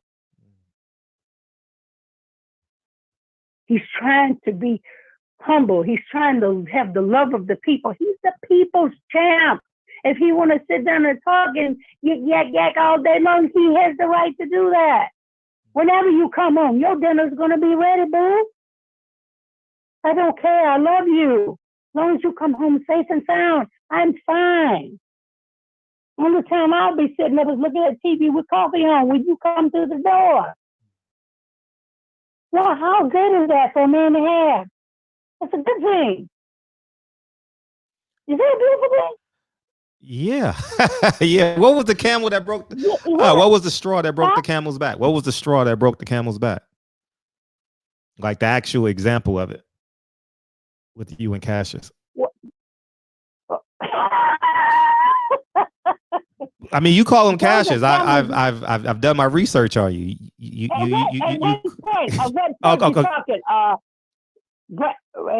not doing what's right. What broke the camel's back is he disrespected me in public with other women when we were married. That was like, you can only do that for so long because I'm gonna pull your coattail if you don't straighten yourself out, because we are married couples. To disrespect a woman and their family in public, and you're trying to show that this is a married man, a man with a family, a respectful man. That'll break any camel's back. Can you speak upon what happened at the Thrill in Manila and or the Rumble in the Jungle? Like there's just some stories there that. That's in the book, boo. I can't expose that one. That was in the book. Okay. Oh, I can tell you this. Yes. When he was he was seen with a woman in another country. I asked him about it. He denied it. And that was in Zaire, right? That was in Zaire, right? No, that was in Manila. Yeah. That was Zaire, right? In Africa, right? That was in Zaire. Yeah, I remember that. I remember that. Zaire. Yeah, and I told him, I said, it's going to be a rumble in the jungle if I find out something different. And he took that and ran with it. You know that, right? He took it, ran with it. That was my line. Okay. I created that line, rumble in the jungle, because that was me rumbling on his head if he was another woman. Wow. So he laughed at me when I said it. He said, "Oh, I like that. I was going to be a rumble in the jungle." He took it and ran with it. I said, "Oh, ain't that something? That's why you stole my line like that. That sounds good. That sounds real good." How was he after the Joe Frazier loss? Was that? How was that? He was very submissive to me because I predicted that fight. Wait a minute, you told him he was going to lose? Mm-hmm. No, hold up. Time out. Your husband is training every day, running miles. No, you don't know that. No, and that's why you're here. No, he wasn't training every day. Wrong. Okay, well, it's all yours. The floor is yours. It was the fact that he was not training the way he should be training, and just going around with everybody saying, "Yeah, man, you're gonna do it." Yeah, and he just went along with it and did not train the way I see him train. I thought, this is wrong. I said, you know what? This is going to happen again when it's going to be a bigger fight. He's got to lose. So I backed off and said, you do what you got to do. Believe you're going to win. I'm leaving. you're losing. I left. Mm. And he lost, just like I knew it. Let me tell you something. You know what? I don't know about you and your wife, Mm-hmm. but look, when your wife knows something, she knows it. Mm. If she knows you're going to do something, she knows it. Mm. And she knows it's not going to be good for you. And if she think it'll be good for you to fall for it and back off so you'll be better next time, Mm. she'll do it. Mm. A woman, when she's with a man and they're married, they know each other Mm. more than they know themselves. And there are certain things that women don't have to be told. They know, they sense, they have radar. Gotcha. They have mother wit, if you will want to call it, Mm-hmm. because that stuff works. Mm. That stuff works. Mm. And let me tell you something now. If you don't believe that, husband and wives know, they Mm. know each other.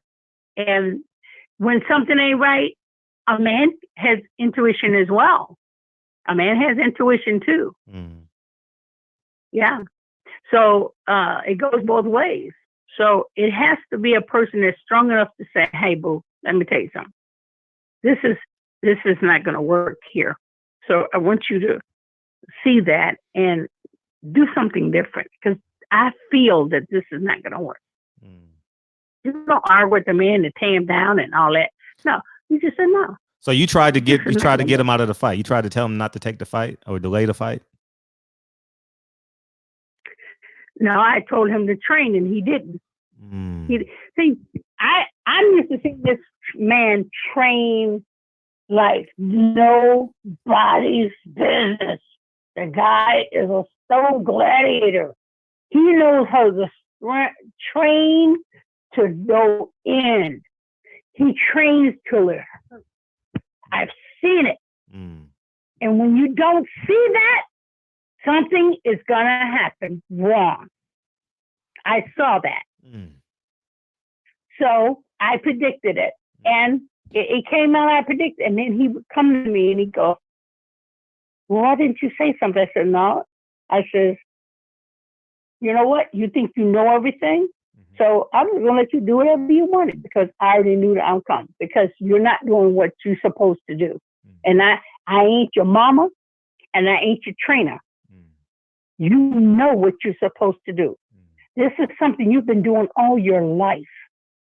Now you need to get up off the BS and do what you're supposed to do." Sure. So when I saw the other fight coming with the Thriller in Manila, I mean, not the Thriller in Manila, when I saw the Rumble in the Jungle, I saw that getting ready to happen again. Mm. That I worked too hard to make this man be who he is, and we have to go to Black Africa and get embarrassed. It's not going to happen on my watch. Mm. So I did everything that I could to make sure he won that fight. And only I knew he would win that fight. And I was praying that he would do everything he's supposed to do. Mm. And I didn't tell him what to do. So I gave him the ultimatum. What was the ultimatum? If you do not win this fight, Uh-huh. and I'm going to stick with you and make sure, but if you do not win this fight, I will call Howard Cosell and I will get him to get me on the wide wall of sports, and I'm going to put a mat on the floor, and I'm going to whoop you myself. You will be embarrassed for a woman whooping you. And he said, "Will you really do that with that karate stuff?" I said, "Yes, I will. Honest to Allah. I promise you." Mm. And he believes me, and it scared the hell out of him. And he did not make a miss. He did not miss. Mm. I even helped him learn some prayers before the fight. I even wore a T-shirt at the camp that I made up in Hershey, Pennsylvania at the amusement park. It says, "I love him because he's the greatest." And I had George Foreman on the back of the shirt. Mm. That pissed him off. But I wasn't going to take it off, so I saw him training the way he's supposed to train. That was my fight, I feel. I just feel that was my fight. And I felt he was listening to me, and everybody thought he was going to lose. Everyone. Yeah. And I he read looked at this. me I and read the said, articles on him. "Nobody." He said, "Nobody thinks I'm going to win." I said, "I'm the only one know you will, because you know why." He said, "You really do that?" I said, "Yep." And he already had an incident in the house when he broke in the house one day. He don't want to ever do that again. That's why he never carried a key to the house. Yeah, because you were a ninth degree Chapter, black belt, 10th degree black belt. chapter 13, Frederick. Okay. So I gotta I ask you. got a lot of people. For No, what? no, because between Frazier one and the Rumble in the Jungle, he fought Floyd Patterson. Tell me your emotions when he was beating up on Floyd Patterson. Oh, I like that fight. I like that Oh, fight. you did. Tell me why? Yeah, I did Because Floyd because the I reason said, go in there whoop that okay. boy like you his daddy. I said, go in there whoop him like you was his daddy. No. He said, yeah, they always say he's gonna have a bad. He was said he was in good shape and everything. I said, go in there whoop him in submission, Ali. You can do that. Whoop him. No, the reason why I asked you that is because Floyd Patterson brought your parents so much joy. You understand what I'm saying? And now I'm just framed in terms of I'm time capsulating it. And now your husband is going to be like your uncles and your aunties, maybe hero. You understand? So that's why I find that. So I find that kind of I see a lot of irony in that. What I like about it, you know what I really like about it. Ali did that made me laugh, and he loved to see me laugh and make me happy. He really loved to do that. And he said he was training in the last little spot they had. He said, "You a rabbit. You just hopping over here and hopping over there. I'm gonna stop all that. You a rabbit." And you know what he did when he came to the fight? He took a bushel of. He told me to go buy a bushel of carrots for the rabbit. I said, "Are you joking?" He said, "Oh no, bring me them carrots." And I went and got the carrots. He called Floyd Patterson a carrot. He called Floyd Patterson. It was so belittling. Yeah. It was so belittling. He just broke his confidence right there. The fight was already over before he got in the ring. It was over already. Yeah, he did beat him pretty bad. Psychologically and mentally won the fight before he got in the ring, and that's his tactic. That is his genius. And I can't tell nobody how to fight, and I wouldn't even profess to do that. That's something God has given him, and he knows his body, and he knows what to do what he has to do. And it's just remarkable and fascinating to see a man at his own game. And I was mesmerized about his due diligence, his training habits, his comedy and his charisma. He just makes me laugh, and he always have loved to make me laugh. And he's just so amazing. And he is like a computer, you know. If he gets in the ring, he doesn't like to hurt anybody, but when he gets in the ring, he likes to intimidate you and everything. And that's something he has always had as a gladiator, as a champion. And I just admire him. And he's so beautiful when he does it. He's gorgeous.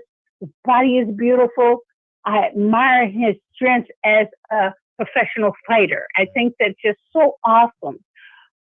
But I'm a karate champ person. I believe it's a lot of hard work and a lot of luck, because in the end, you're always going to find somebody better. And it's just a gambling game. And if you're not good on your game, you will lose. But it's always a guy to give you a lucky punch. And that's why I never trusted boxing as opposed to martial arts. But I admired this guy's talent as a charismatic promoter. They should have paid him more for promoting than being a fighter. They should I have paid get him you. as a promoter and a fighter I get and a you. trainer. Mm. You know what I mean? They Mm-hmm. should have paid him extra for all that. You know, and I love a man when he's in Mm. he's in his zone. You know, he's in his zone. He is ready. And I was so proud of him during the George Foreman. I made sure I sat ringside uh, at the African fight. Mm-hmm. Mobutu Sese Seko, the president of Zaire, Africa, gave me a cane. It gave me and Ali a cane. I still have my cane. And he gave it to me, and I carried that cane with me. And when Ali won in triumph, I threw the cane up like Mobutu threw the cane up in triumph. Mm-hmm. And I was sitting right next to George Plimpton at the time, and it was a beautiful sight. And I was the only one that really knew he would win that fight because Mm. it was a holy war to me. Mm. It was a holy war to me. Mm. And I hate to say it, but it was like a Muslim can't go to a Muslim country in Black Africa and lose. You just can't do that. It's not Gotcha. acceptable. I got you. So it was a holy war for Mm. me, and I had to put all my anger aside for all the women and the whores, and I had to just put them aside. I said, look, you want your whores to come? I'll bring them. I'll Mm-hmm. let them be there, but you have to win this fight. Mm. That's how, because I promised him to be the heavyweight champion of the world in triumph. And that was I saw that was going to be my last fight. I knew I would never be with him with any other fight after that. Wow. Wow. But I had to stick to my promise to him. And this is one of the greatest fighters of all times. And I had to make sure he won that fight and be there to support his fight with all the crap that I had to go through with women and Veronica and all that. I had to just put all that aside and say, hey, baby, I want you to win this fight. This is a war. This is a beautiful man, a Muslim coming to Black Africa, and you have to win and triumph and go home. Mm. And you have to do this. We have to let all that go, please. Let's do this for America, for the Muslims, and for America. We have to do this. And he said, okay, baby, okay. And he listened to him. I had an incident over there. I'm listening. We're listening. It's a very bad incident Uh-huh. between him and I. Uh-huh. Mm. And the reason, and after this incident, if I had thought about what we were there for, he would have been in jail and it wouldn't have been a fight. Mm. He would have been locked up Mm. in jail and there would be no fight. Mm. So I had to put my petty thing together and just say, hey, I cannot let him go down like this. He has to win. And I suffered through an incident with him. But I said, no, this fight must go on. I cannot have him going to jail in Africa. I can't do this. I want him to win and we go home, then I'll leave him. But it's not going to happen on this night of all nights because this is what I was praying for all along. This is the fight that I was thinking would happen when he lost with Joe Frazier. I knew a fight like this would be more important than that one. And I had to put my foot down, clean up the camp, take the women out of the camp, get everything out and run that camp like a man. And I had to do that. And I'm glad I did because we won because of it. And even though it hurt me on something, but that's petty hurt. This is something the world is going to be looking at, and I have to take all the petty stuff and put it aside. And it's in your book, right? The details of that Huh? event. The details of that event is in your book. Oh yeah. Oh, okay. And you know what, yes, Frederick? yes. I have never told anyone about this incident except those who was around me when it happened. Wow. The doctors and all of that. So this is one that is one for the books. And I'm sorry, it's not going to make Ali look any better, but it's not about making him look good or bad. It's about it happened in my life. And I experienced something that I had never experienced before. And a lot of our women go through this a lot today. And I have to be a woman to say, hey, I went down this road, and this is what you have to do when you go down this road. And it was not a beautiful road. But you know what? You have to say, Mohammed, I'm sorry that you had to go through all this life and all this stuff. And your weaknesses and everything, it's a sad thing, but you're human, and men make mistakes. And I think you made a big one, and it's sad, but it's true and it's real. But I'm not going to hold you to it, because you're a human being, and it happens to the best of us. So he's still going to be the man that I admire because of it. After that, all that, he's still going to be somebody I look up to as a great champion, always. The legacy will always, move on because we have 4 beautiful children. Yes. I have 6 beautiful children. So we had 4. And it was a great, beautiful life. It was a hell of a journey. And it was a very, very, very exciting journey, good and bad. And I'd just like to share it for once and get it over with and move on so we can help, or I help with my sisters and brothers to be better people, to be better wives, to be better husbands, to be better friends, to be better fathers, to be better mothers. Nobody is perfect as a mother. Nobody's perfect as a father, but at least have the love, the compassion, and the eagerness to learn from one another. You know what I mean? And learn to forgive, most importantly. So this book is not made to backlash or downlash or it's just the truth, backstab or anything like that. It's just a learning tool, a learning lesson, and we was the pawns in the whole game. And I don't regret a thing. I might regret one thing, but I'll never tell anybody that one. But you know what? If I hadn't have done it, I wouldn't be as strong as I am, because I might have a little rejection on it. But well, you're gonna have to share it at some point. You can't go to the grave with. I'm not saying you got to say it today, but you got to. I regret it in one way, but in another way, life happens because it happens, because that's the way it happened, and I can't change what happened, and I accept what happened, and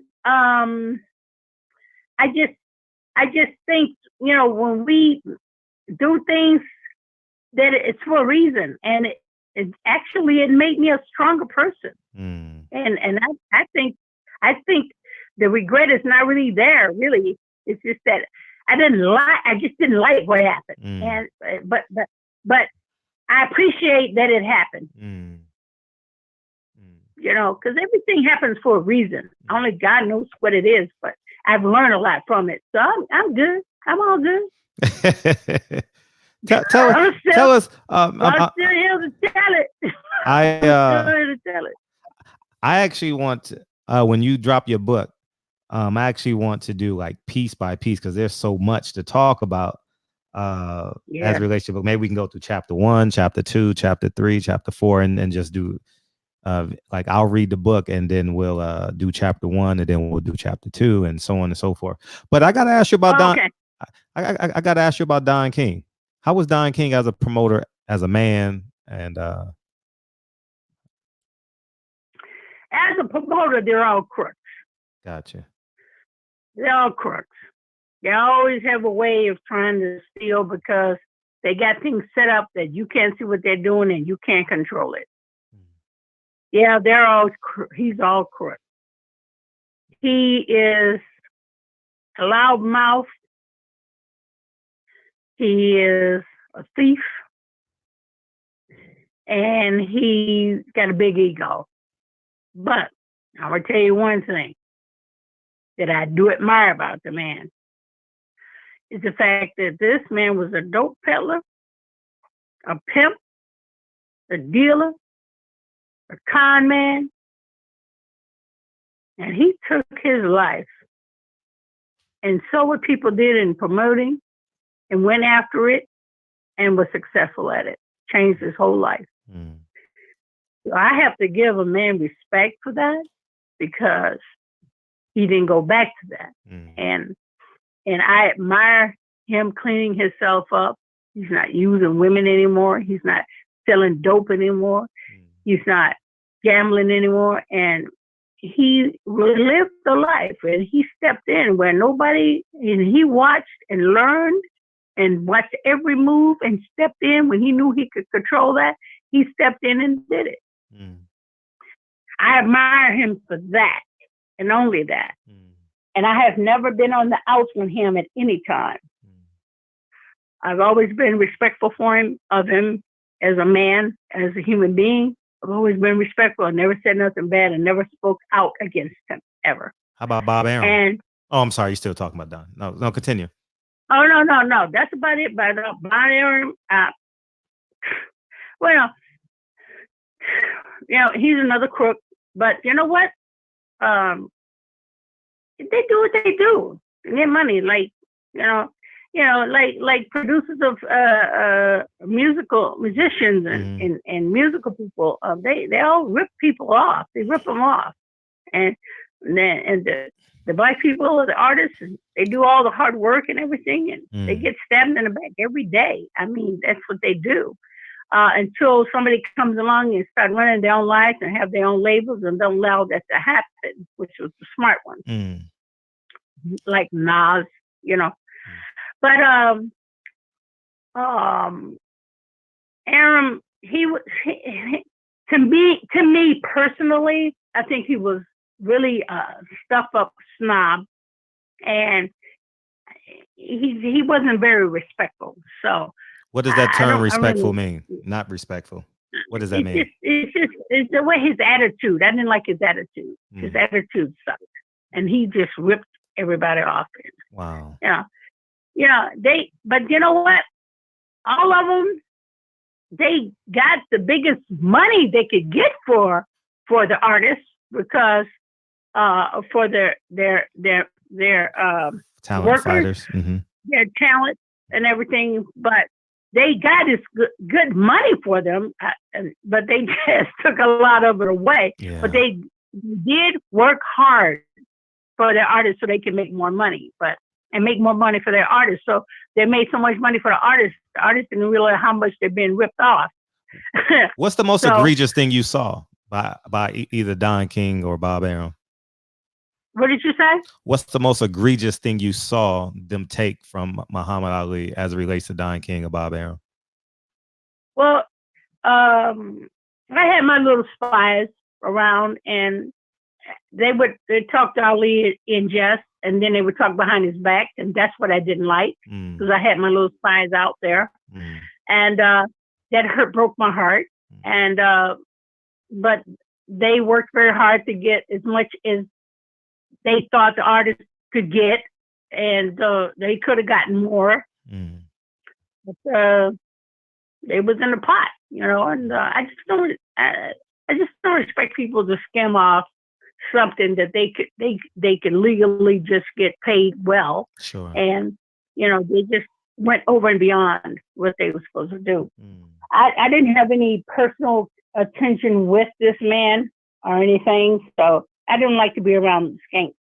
So I didn't really have a lot of conversation because I knew too much about him. And okay, understood.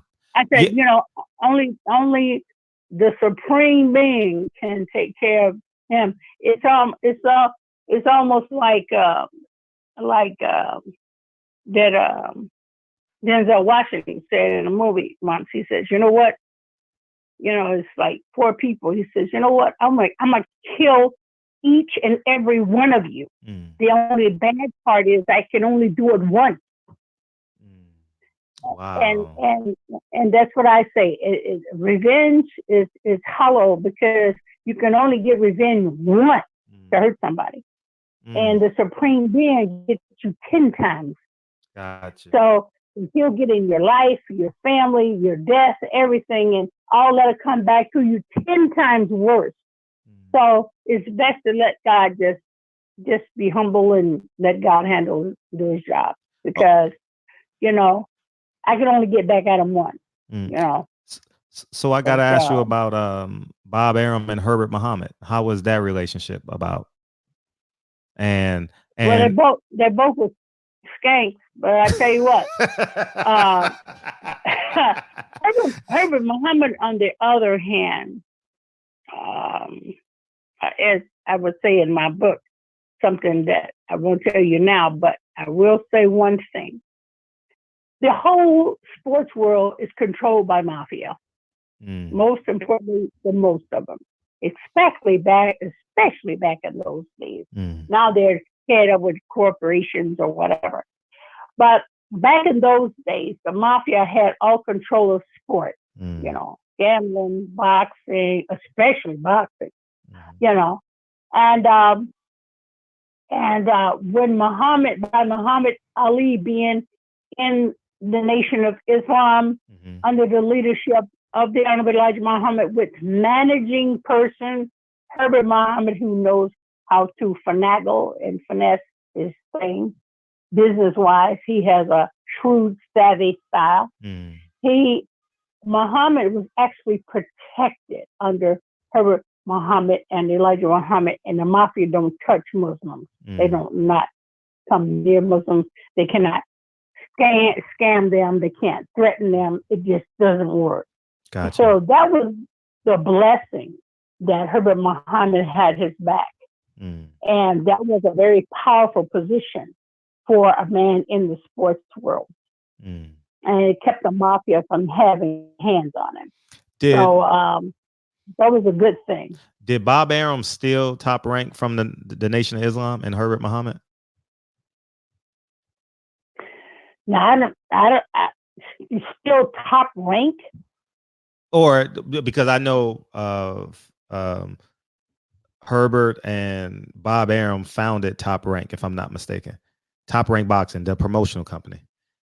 Right, right. And somehow uh Herbert is, well, he's not a part of it now. Obviously, he's deceased, but um Well, even though they have a top rank company, mhm, that has something to do with Muhammad Ali. mhm, Because, like I said, Muhammad Ali was protected under the umbrella of Herbert Muhammad mhm, and a whole entire organization mm, that protected him. So it wasn't about him being a part of Ali's not being a part of the top rank. It was mhm. just top rank was the business partners for the boxing. Got you. I understand that. Okay. Mhm. Yeah. I And the top rank was doing their due diligence as CEOs at the boxing world. mm, And it didn't have anything to do with mafia or anything. So it was just a business position that they worked together, and Herbert could work with Aram and Mr. King and everything, and did all that. mm, The only thing about it is it's a lot of facades that King had that he was not really the original producer of. mm. Like the first fight on in Africa, John King did not arrange that fight at all. Who arranged it? That was all that was all done under my beautiful friend who loved Ali so much.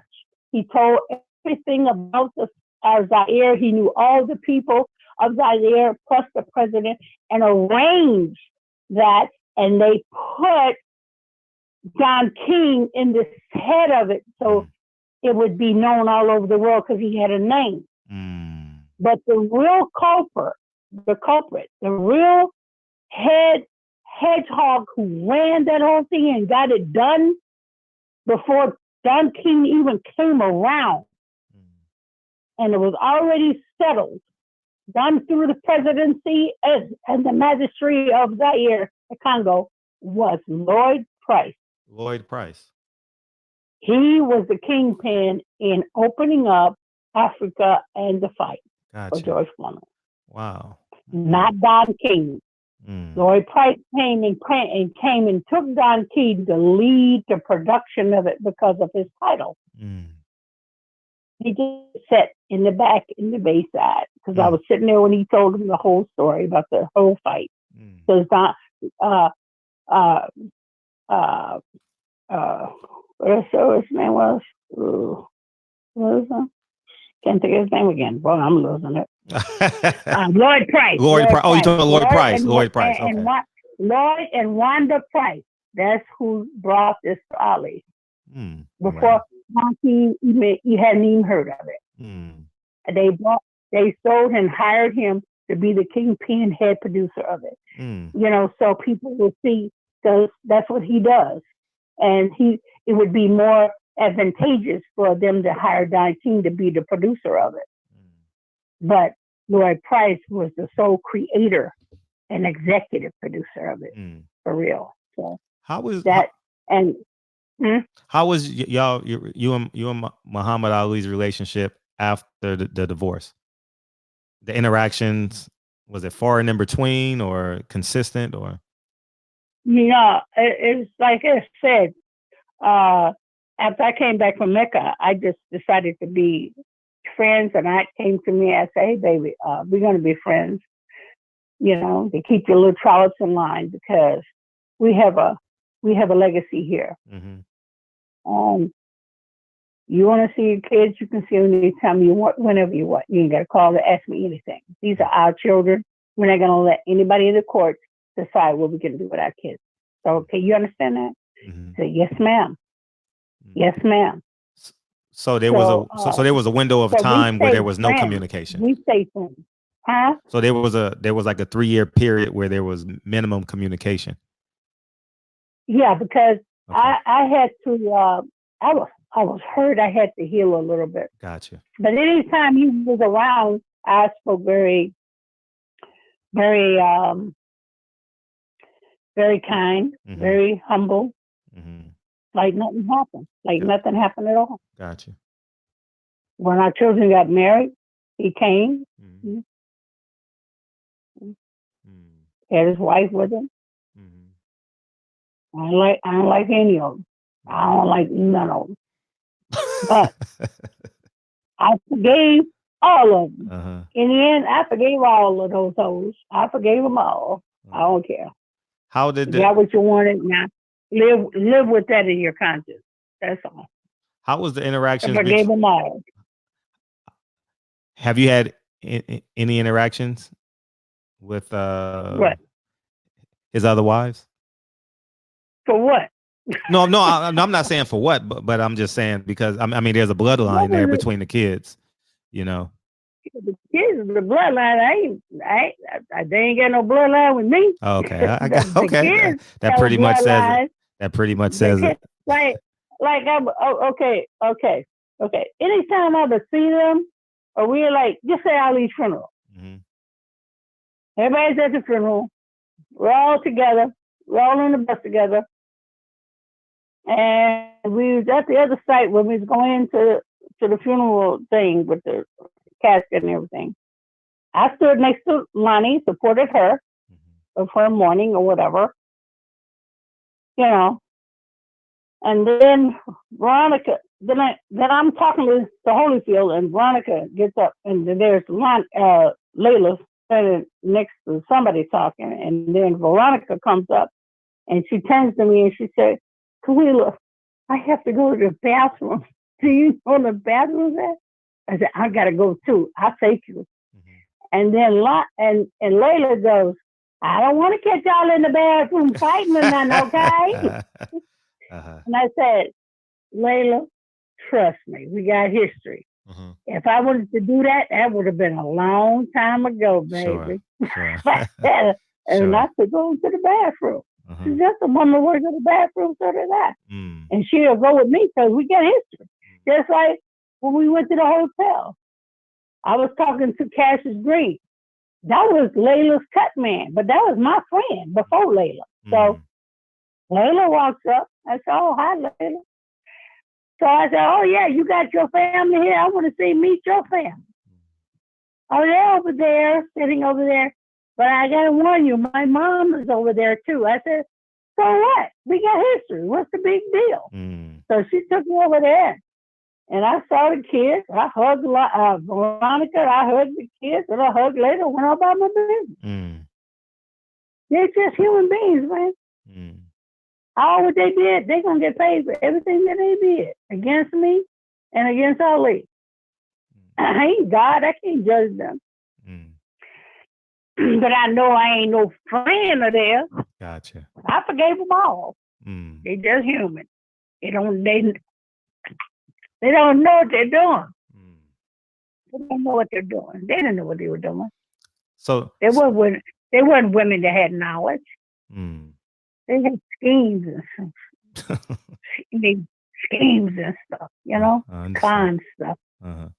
Silly stuff that people do when they don't have education on being a woman. So I look at it like this. And Ali was doing to them what they were doing to me. Normal little women, they weren't loyal to them. He was knowing other women. They just couldn't handle it like I could. So, you know, I don't have any animosity with anyone. It's like, it's history is old. It's done with. They're just human beings. If they're there, I'll greet them. If, you know, just like a human being. We got history. What can I say? I don't hate them. I just don't want these young girls to go and do what they did. Gotcha. I just don't want that to happen. That's a very bad thing for a woman to do. And I'm sure they probably, I don't know if they feel the pain of it or sorry they did it or whatever. I don't know what their thoughts are, but, you know, everybody learns in their own way. Gotcha. I just know I ain't got to go through it no more. I'm done. So you mentioned, speaking of like widows, you said you and Betty Shabazz spoke every Wednesday? Every Wednesday, yeah. For years? About the kids. For years? Kids. Huh? For years? Yeah, for years. Oh, she died. Okay. Oh, wow. Can you? Yeah, she was at a university in New York as a teacher, and I kind of calmed her down about Elijah Muhammad and Malcolm. And she said, "No, I didn't know it till I saw. No, he loved your husband, honey. That's just stupid idiots out there that don't have a pot to piss in, that got a grudge over something that they're jealous of. Well, your husband was the greatest man ever. He was the greatest Muslim ever." And I told her that. Malcolm was the greatest Muslim ever? To me, yeah. Wow. Over Elijah Muhammad? Wow. Yeah. Wow. I would say that because of the fact that morally he was better, because he didn't cheat on his wife and do it publicly like that and disrespect his wife. You know, he didn't do that. And I think he was disappointed that he saw Elijah do it. I was disappointed. But he's a man. You just can't hate a man that so he made a mistake as a man. But look what he did to people. Look what he did to me in my life. He did a lot of people good. He opened the door, the gate of Islam to us here. So you have to think of what the men did in their lifetime. Like Bill Cosby. I mean, it's very rude and disrespectful for them to do what they did to Bill Cosby. And I'm saying that because Bill Cosby have done so much for Black people and students to get them to go to college, give them education. The man was weak. He did wrong, and he was wrong and did what he did. And he's paid for what he did. I mean, he didn't keep doing it. You know what I mean? It ain't like he resurrected, got older, he got wiser, he got better. And I don't feel, you know, that I think enough women have got enough money for what he did. I think he paid enough for what he did. As long as he ain't doing it now, and he's an old man that's done a lot for black people. I think it outweighs the weaknesses that he had. I think, you know what I mean? Gotcha. To me, I, every time sits on his own bottom. I mean, you make mistakes, you correct yourself. He corrected himself. Mm. I used to live in his house Mm. with his kids for about a week. He was a good person. Mm. What he did to women was wrong. I told him that. I don't accept that. That is not acceptable of that. But then how much is that is true is how much is not true. Sure.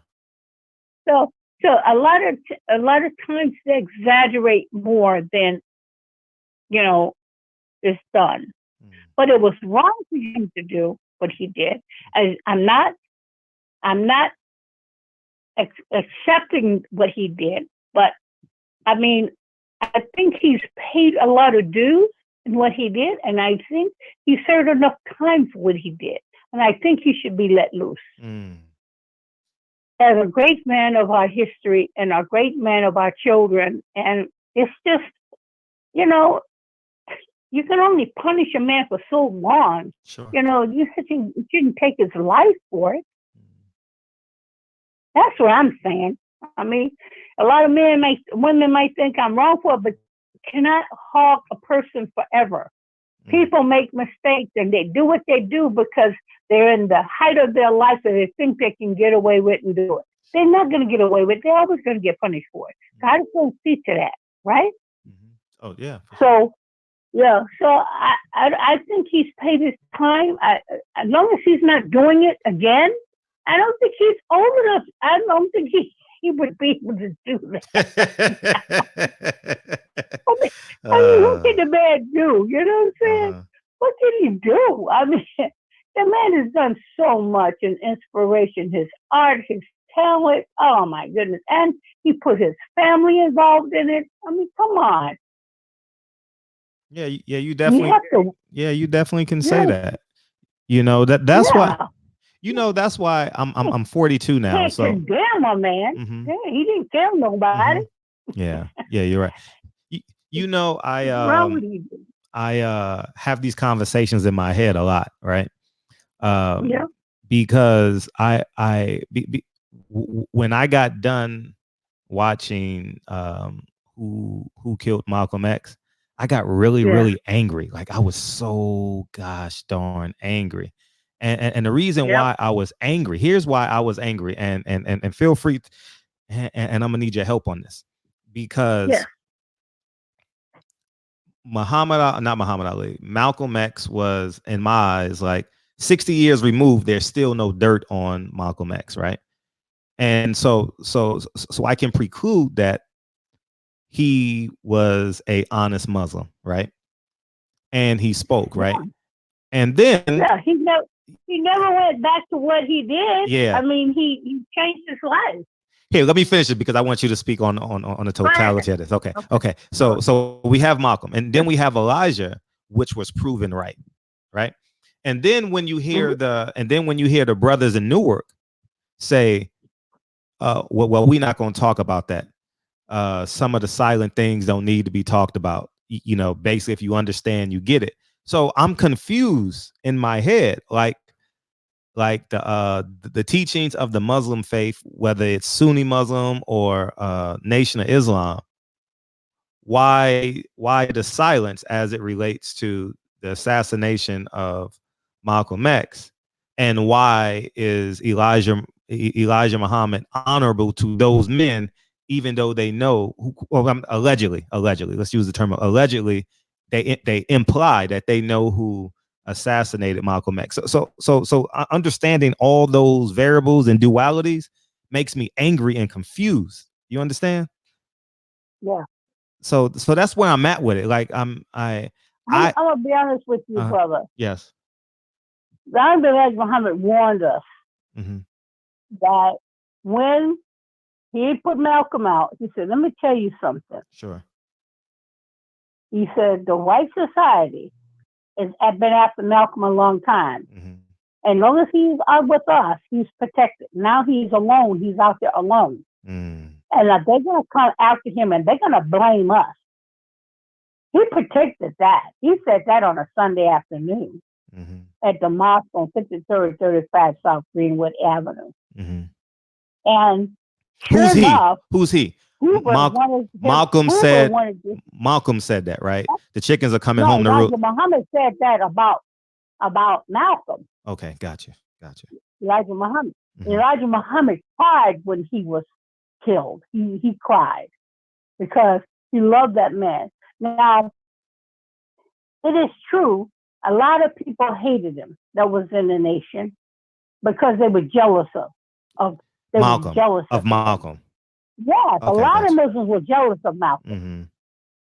You know, they were jealous. Our people are still jealous people. They will always be that way when it comes to leadership. Sure. They're not going to support each other the way they should. Sure. And we know that white society kills him. We know that because they've been after him for a long time. By manipulating black men. Okay. And they've been out there a long time. So there are people who came into that auditorium just to kill him. Sure. Because he said, I'm not going to search my brothers. I trust my brother. But that was on Malcolm. He should have never did that. That was wrong. He was not thinking. But look at the pressure that was on Malcolm at the time. He was under pressure. He was disappointed in his leader. He was disappointed that these people had put it in his ear that Elijah is out to kill him. That's what white men do. He's been doing that.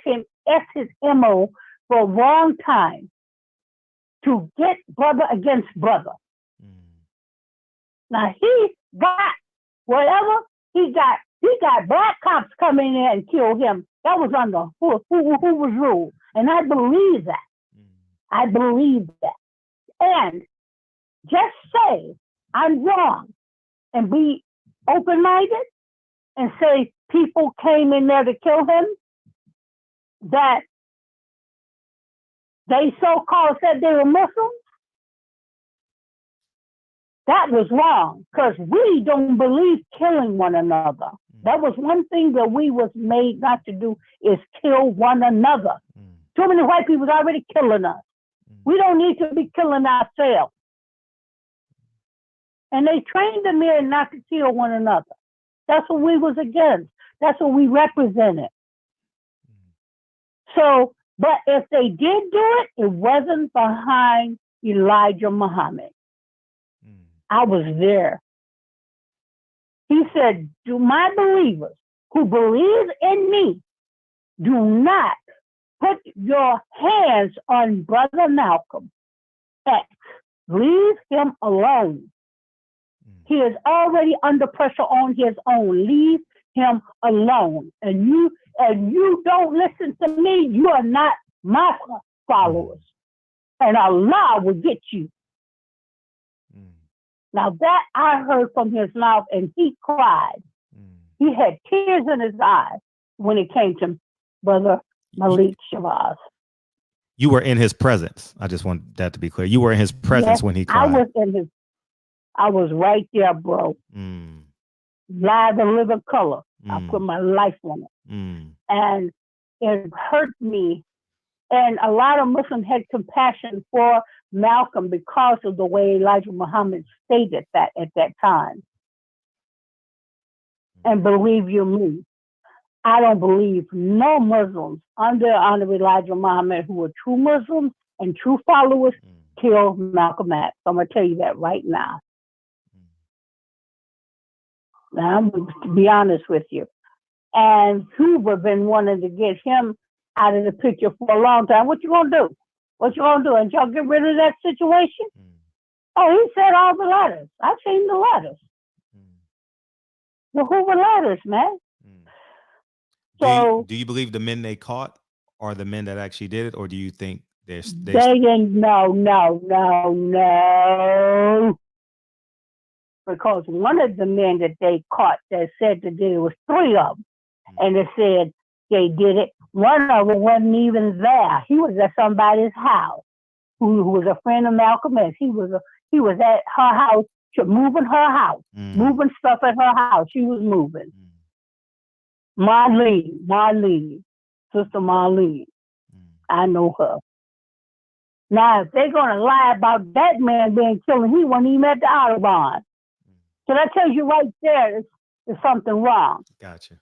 And when you look at the evidence, the policemen who were black, who came in there pretending to want to hear Malcolm, they're the ones that got in there and shot him and had 3 other people with guns. But they're the ones that did the kill shot and ran out the back door and got away. Those were the ones that killed him, and they was with Hoover under the police department in New York. Now, who goes to an Audubon right there? No police supports them because police behind it. Yeah. And I truly believe that. I truly believe that. But when it's all said and done, only the Supreme Creator, Allah, knows who actually killed Malcolm X. Yeah.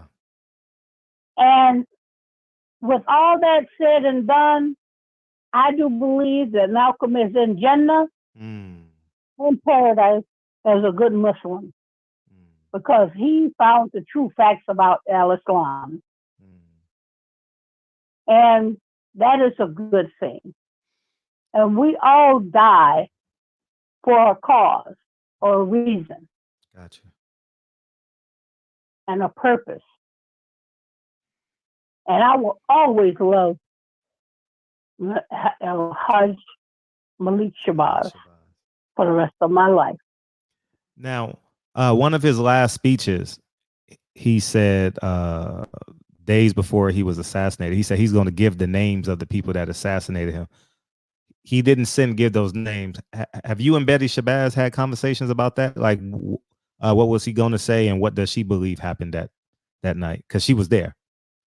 Yeah, it was all of what she told me. With all due respect, she also assumed that some of Elijah Muhammad's people did it, and she believes that, and Attila believes that, and they ain't been right in their mind since. And it's a horrific ordeal to be hunted down like they did him, this young man, and because he spoke truth and he had no fear of no one.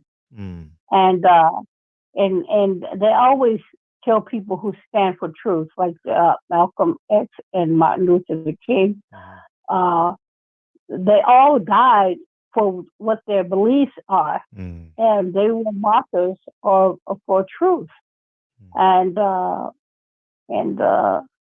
lot of us die in history for truth, and that's the way it is. Harriet Tubman, all those people.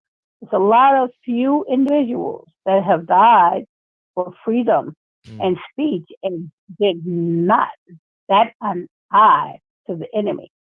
And there's a very few of those people exist. You can name them by numbers. And there are those who were innocently were killed in the search for freedom, and you don't even know their names. But you see the progress, what has happened because of their death, because of their suffering, because of their lynchings. We are living in the epic of the results of that freedom they fought for. And there's a limit that people, there's a set limit that God has put on for evil to exist. There's a limit, and it exists for a reason.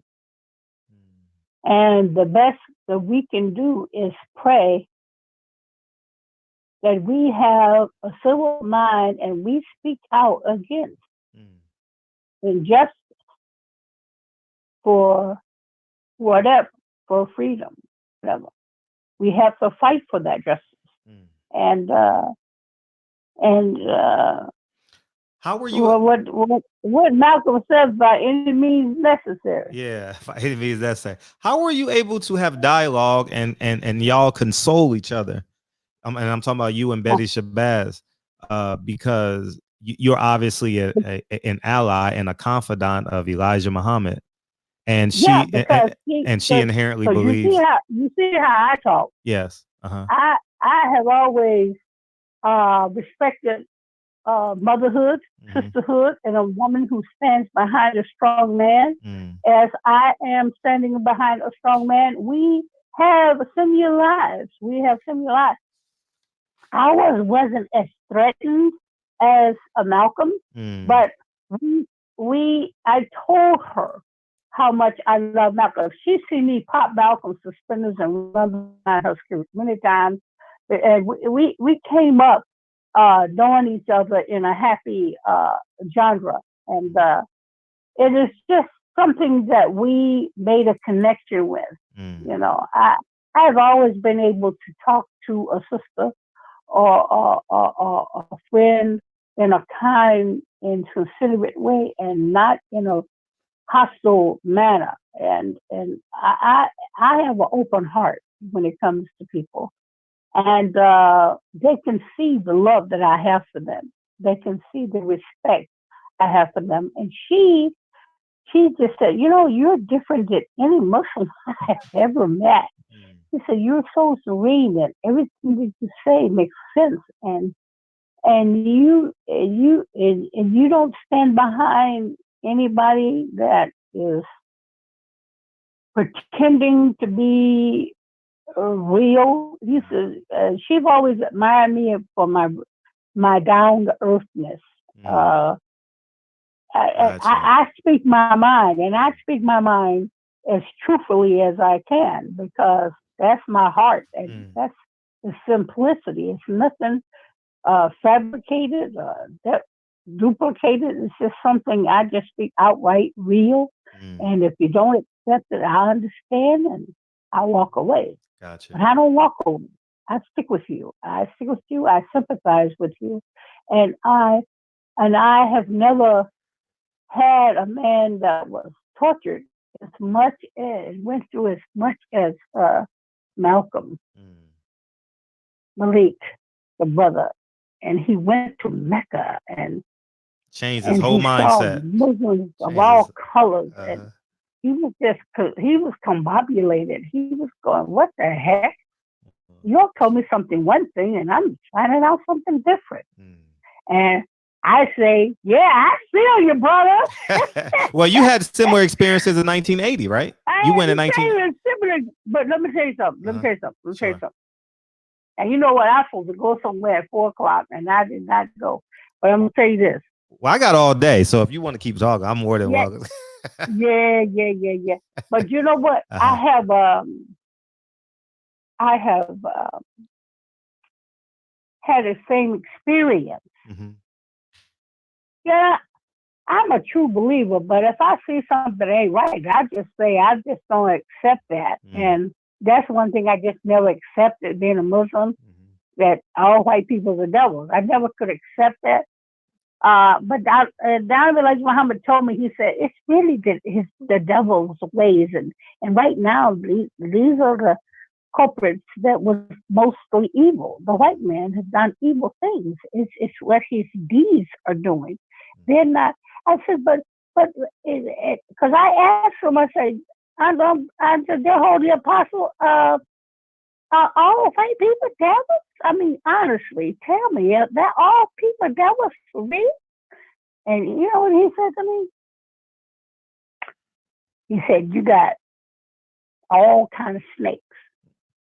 Mm-hmm. You got poisonous snakes. Mm-hmm. You got non-poisonous snakes, but they're all snakes.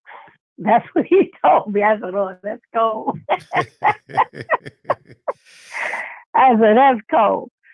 Hell, I got an uncle that's Creole Mm-hmm. out in Louisiana, and he looks white, blue eyes, blonde hair, just as black as the ace of spades, as Wow. far as what's inside of him. Mm. But he looks like a white man. But his mama was black and Mm.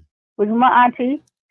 And He's that broad head boy. You look at him, you swear he's from Sweden. I swear. But he's white. I can't hate my uncle. Gotcha. But that's why me and my mother and father never agreed with it. He said, "Don't worry about that little bitty part right there. 90% of everything is basically true." Mm. So I said, "No, you worry about it." And my mom goes, "Yeah, just remember, every tub sits on its own bottom. Mm. And when you put something in your pocket and you can't find it, put it in the washing machine. Mm. Because at the end of the day, it all comes out in the wash." Gotcha. I said, "Yes, ma'am." Mm. So we just went along. He said, "There's a reason he's saying this now, trying to help our people. Our people has been under some heavy scrutiny under the slave master's name. That's why we don't eat like slaves. We don't dress like slaves.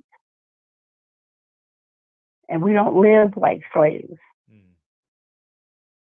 He has taken that slave mentality out of us. We eat the best of foods. We don't eat the swine. What the white man put on us in slavery. It's the cheapest meat you can find, and it will kill you. And don't you know that swine will cause cancer? It is the culprit to open the doors for any bacteria. That's why a lot of people dying of COVID-19, because you got swine in your body. And when a bacteria gets a swine or a virus get into the swine, it multiplies 10 times over. It is the conductor to bring up disease. Anybody has been eating a lot of swine, they're going to die of that COVID-19. Trust me.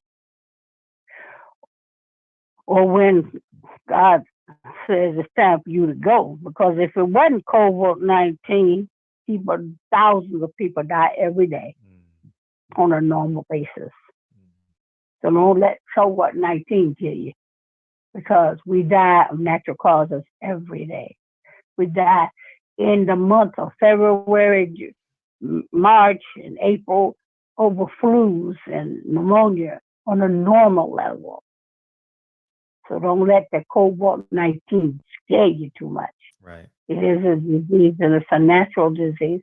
And something has gotten broken in a vial that has spread it, a harmful disease that could hurt you even quicker because of this vial that was broken and spread it.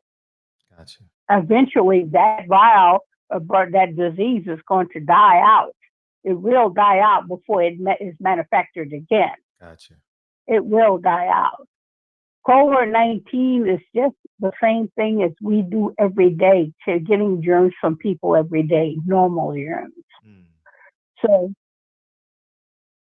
everybody that goes into the hospital that dies of a heart attack, that dies of a Gotcha. respiratory system, they're going to put the name COVID-19 because the hospital is going to get $200 billion for the cases for curing it.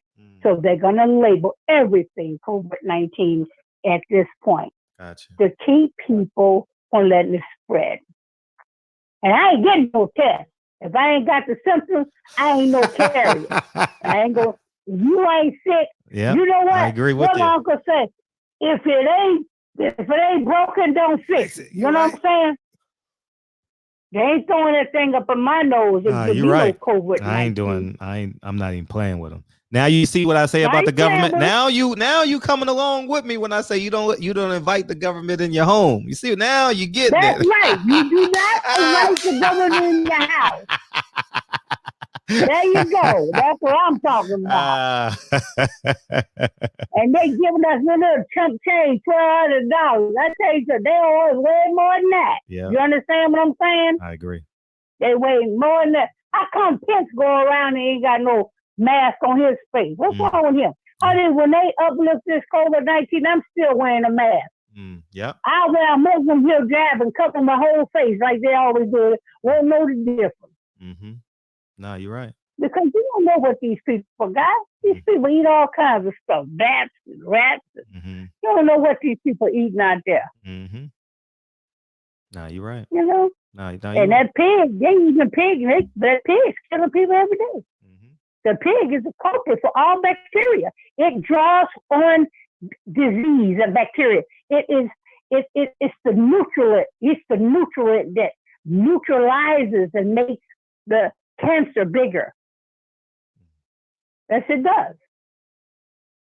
Cancer is caused by the swine. It always have been. And all they got to do is get rid of y'all and say, eat the new white meat. Go ahead. It's good. Yeah. We got clean pigs. You ain't got no clean pigs. Ain't no such thing as a clean pig. Pig can't survive without filth. Are you kidding me? Please. Tell that to the monks or somebody. Don't tell it to me. Talk to the hand, because I don't believe all that. Why you think there's so many people in St. Jude's Hospital, kids all with cancer and everything at a young age? Because they're feeding them that pork. That's been the culprit for a long time. People, 2019, 2020, they still eat that swine. How stupid can you be? And with COVID-19, it's killing them fast because they got that pig in them. That's going to hip it up real quick because it's the culprit for disease. Now, all that do is COVID-19, you got swine in you with these pigs. I bet you every last one of them eats pork. Every last one of them. And Chinese is big for the hog. Big time. So you let anything out of a vial get in your body, that swine will kill you.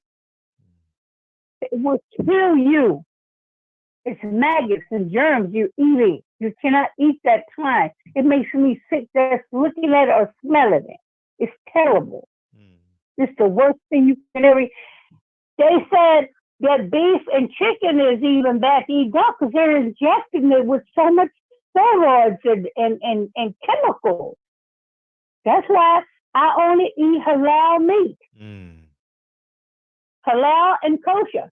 We do more halal than kosher because halal, we raise our meat under grain. No steroids, no nothing. No antibodies, no hormones, no nothing.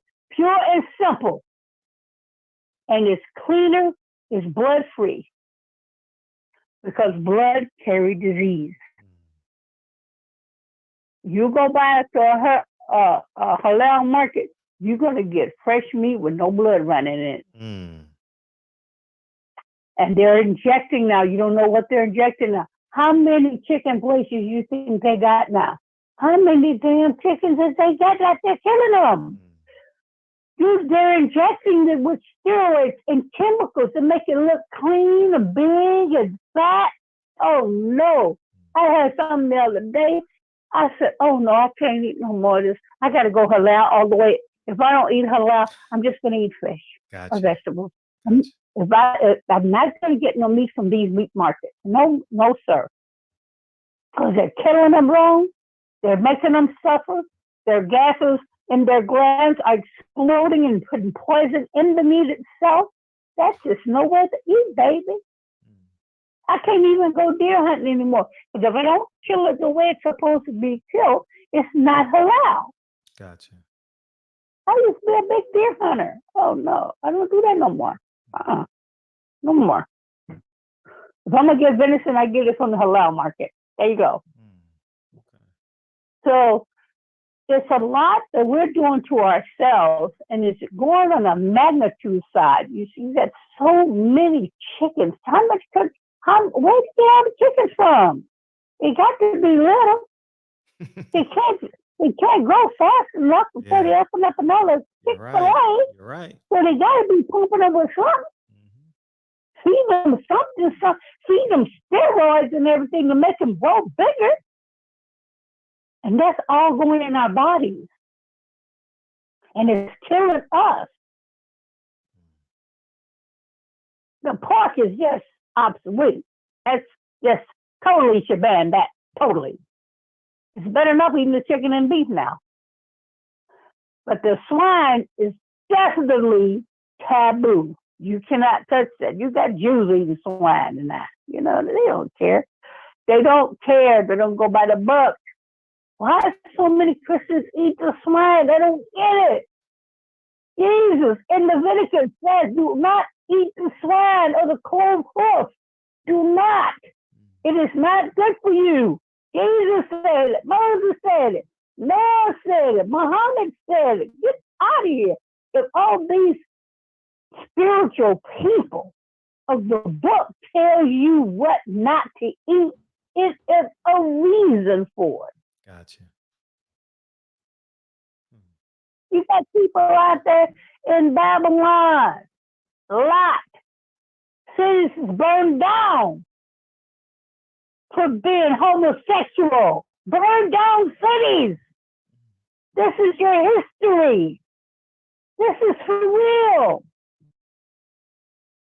It's no room for that. It's not allowed. It is not acceptable.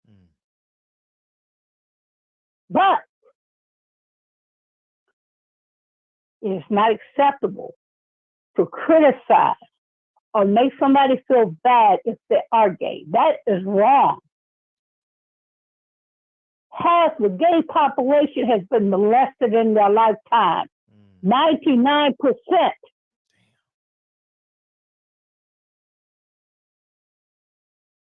Poor children have been molested. That's why they turn gay. They weren't born with that. No. But you don't treat them like they're the enemy or treat them like they're not human. They're human beings, just like we are. They have feelings. They have a heart. They have compassion. They have even honesty.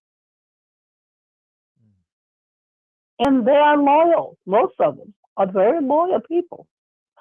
And it's no right to do that. They have to answer to their maker on their part on a one-on-one basis. They have to confront that to their maker. That is not the way it's supposed to be. But if that's the way they feel comfortable at, let them be. Leave them alone. Do not hurt them or talk against them or bully them or cuss at them or be rude in any kind of manner because they are human. So I say that to say this, my dear brother Fred Dredd.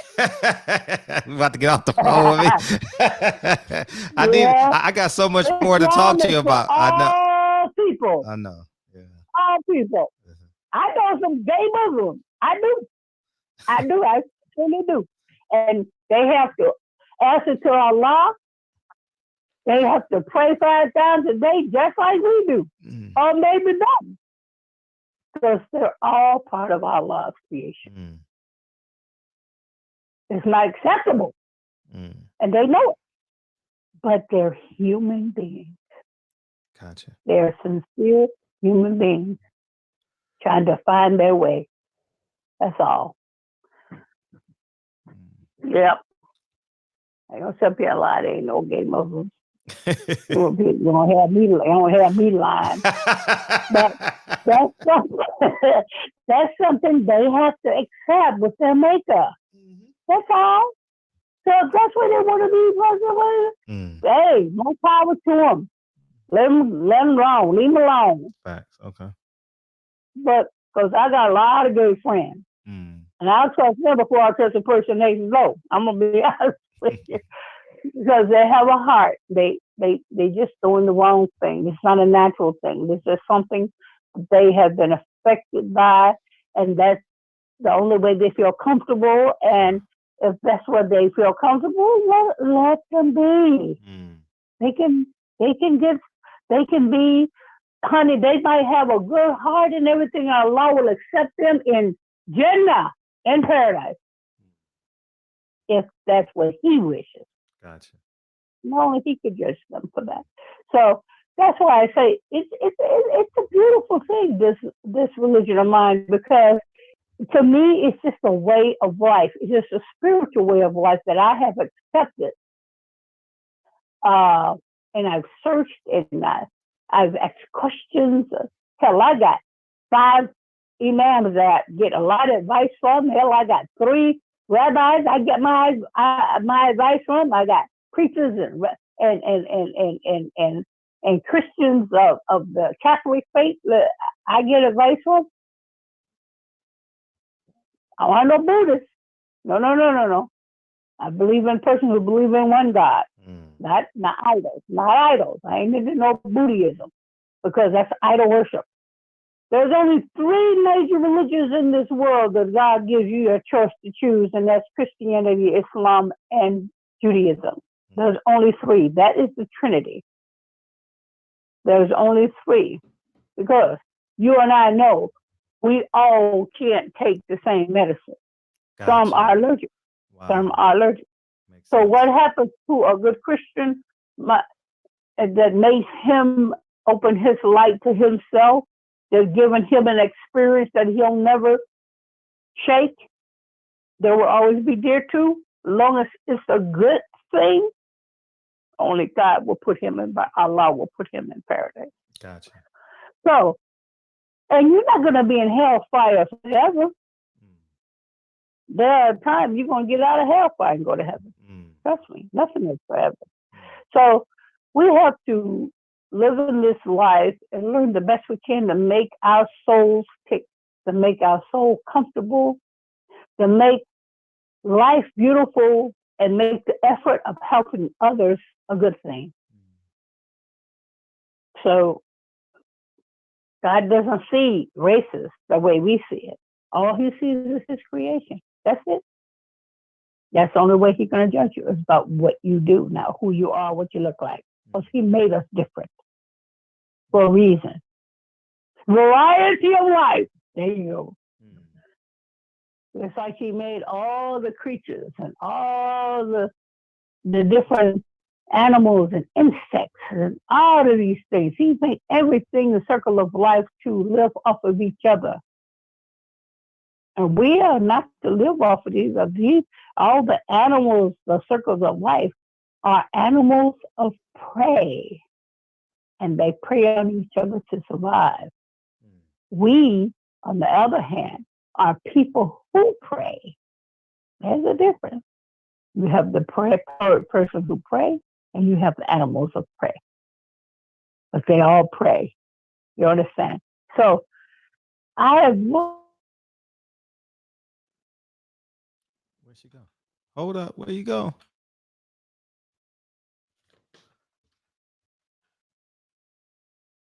Oh, man, I lost her. Hold on. Let me get her back.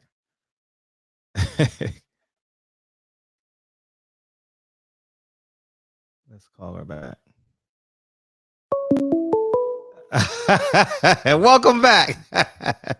Yeah, man, we back. You know what? What's that? You know, that's Charlie. Charlie listening to us, man. Charlie Is that? Oh my God. I was like, hold up. What the hell happened? I gotta get me a coffee break. These people talk too long, man. They long went. Man, I got so much. Come here, Charlie. Come sit over here and take this over, man. I gotta need me a coffee break. Oh, I got so much to talk about with you. We gotta. I'm eager to do this again. When and wherever. You know. I'm serious. Man, you should see my notes. My notes are extensive for this interview. I know they are. Yeah. You can see this paper. It ain't over to the fat lady singer. She gonna be singing for a while. I'll tell you what. You know what? I have this issue.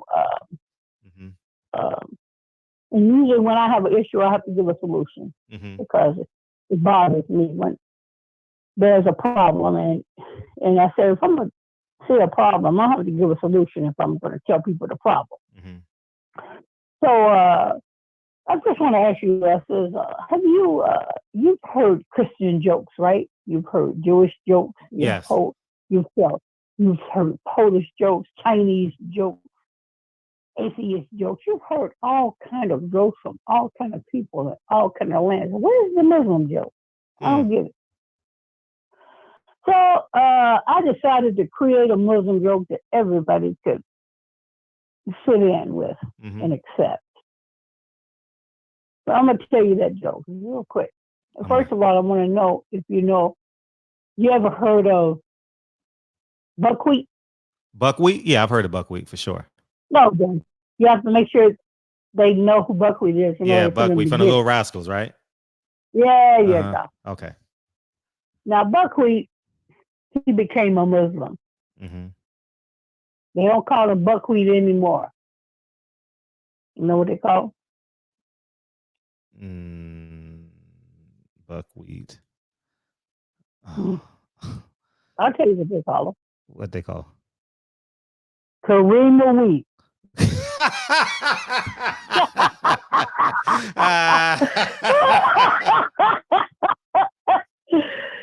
assalamu alaikum, Karima wheat. There you go. That's a Muslim joke. How you like those apples? Oh, man. Karima wheat. All right, so you Yeah, I got. told that to Nation of Islam. They cracked up. They really cracked up. I even told them red. I even told them rednecks that are redneck mine. They cracked up too. Oh my God. Everybody know who buckwheat is. Mm-hmm. He said he's still cereal. Yeah.